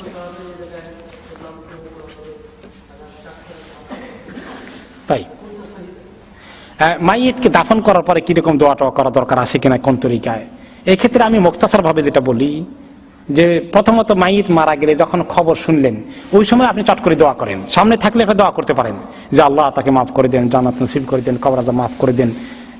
আপনি যা আছে যে সমস্ত দোয়া জানেন পড়লেন।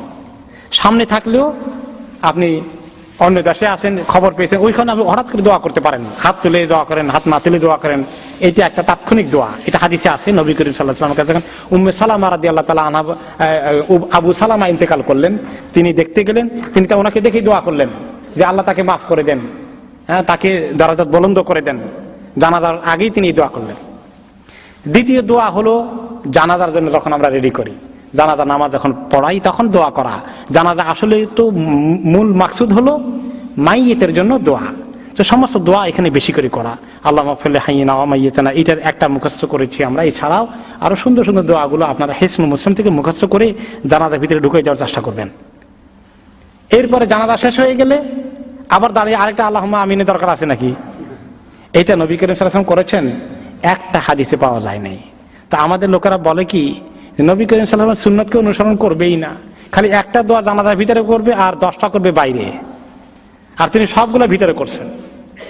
তো ওনার তরিকায় সওয়াব বেশি না আমাদের দেশের তরিকায় সওয়াব বেশি? তা আমাদের লোকদেরকে এগুলা শিখতে আরো সময় লাগবে না? দেশের ভিতরে কোন কোন জায়গায় এক এক রেওয়াজ স্টাইল চালু হয়েছে।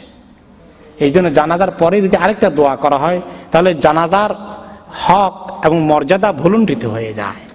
কারণ সুন্নত হলো শুধু জানাজার ভিতরেই লম্বা দোয়া করা। এই জন্য আমাদের দেশের লোকেরা জানাজার মধ্যে আল্লাহুম্মা ফিল হাইয়িনা মাইয়িনা বেশি আর 1 মিনিটও দেরি করবে না, সালাম ফিরে গেলে তাড়াতাড়ি করে দোয়া করার সময় নেই, এরপরে লম্বা সময় আছে হাত তুলে দোয়া করা।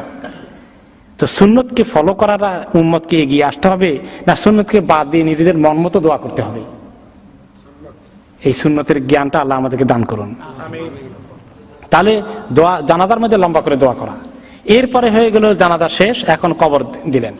কবর দেওয়ার পরে আরেকটি দোয়া করার সহি সুন্নত তরিকা আছে। নবী করিম সাল্লাল্লাহু আলাইহি ওয়াসাল্লাম বললেন, ইস্তাগফিরু লিআখিকুম ফাইন্নাহুল আনা ইউসআল। একটা জানাজাকে কবর একটা মাইয়িত দাফন করার পরে তিনি বললেন, দাফন কাফন শেষ হয়ে গেছে, যে তোমাদের ভাইয়ের জন্য আল্লাহর কাছে মাফ চাও, এখন তাকে এখন জিজ্ঞাসা করা হবে, তাকে প্রশ্ন করা হবে। তো তাতে বোঝা গেল ওই সময় দোয়া করার একটা সুন্নত তরিকা আছে। যদিও নবী করিম সাল্লাল্লাহু আলাইহি ওয়াসাল্লাম হাত তুলে আল্লাহুম্মা আমিন বলেছেন, সবাই করেছে, এমন কোনো প্রমাণ পাওয়া যায় না, তবুও দোয়ার কথা যেহেতু বলা হয়েছে, ওই সময় একটা দোয়া করার সুন্দর তরিকা আছে বা সুন্নত সাবিত আছে, ওই সময় দোয়া করা যেতে পারে একটা। এখন যদি কেউ একসঙ্গে মাঝে মধ্যে করেও হয়তো ঠিক আছে, হইতে পারে, কিন্তু এই দোয়াটার এই একটাই তরিকা যে এখানে দোয়া করা হবে। দোয়াটা কত লম্বা হবে, এখন লম্বার তো কোনো মিনিট তিনি ঠিক করে দেন নাই। তো সেখানে দোয়ার কথা এসেছে মাইয়িতের জন্য দোয়া জাতীয় যা কিছু আছে সেটা। এখন কেউ কেউ সেখানে যে এমন কায়দা আবিষ্কার করেছে, কত কায়দা আছে, 4 মাথায় 4 জনে 4 কুল পরে এমনি করে আবার রোটেশন করে, এই কোণা থেকে ওই কোণা যায়, ওই কোণা থেকে এই কোণা যায়, কি কি করে আরো অনেক কিছু যোগ করে ফেলেছে। তো এত ইত্যাদি যোগ করা, সেখানে অনেকক্ষণ পর্যন্ত দীর্ঘ সময় পর্যন্ত থাকার তো কোনো হাদিস নাই। বরঞ্চ দোয়া করে সেখান থেকে সাহাবায়ে কেরাম তাড়াতাড়ি চলে গিয়েছেন, কারণ বেশিক্ষণ থাকলে সেখানে অনেক কথাবার্তা, দুনিয়াবি কথাবার্তা, অন্য জগতের আলোচনা চলে আসবে। এই জন্য কবরস্থানের মধ্যে বসে বেশিক্ষণ এই দীর্ঘ সময় সেখানে না থেকে কাজ সেরে সেখান থেকে চলে আসা। বেশিক্ষণ থাকলে মানুষে হাসাহাসি করে, কথাবার্তা বলে। আমি এরকম পেয়েছি দেশের মধ্যে, আমার মনে পড়ে এখন ছোটকালে, কবরস্থানে খোঁড়াখুড়ি করতেছে, কবর দিচ্ছে, তারপরে অনেকক্ষণ সময় লাগতেছে। এই যে দেখি যে আমার মনে আছে, লোকদের নামও মনে আছে, কিছু কিছু মুরব্বীর কথা, বসে তারা এত গল্প গুলো হাসাহাসি শুরু করে দিয়েছে পরে। ঠিক আছে, এগুলো করার জায়গা কিন্তু কবরস্থান না, ওখান থেকে এই জন্য দীর্ঘ সময় সেখানে থাকাটা ঠিক নয়। এই জন্য তত তাড়াতাড়ি চলে আসা, কারণ সেখানে ডিউটি আছে, ফেরেশতারা আসবে, ওই জায়গা ছেড়ে দেওয়া দরকার, বেশি বেশি করে যাওয়া দরকার।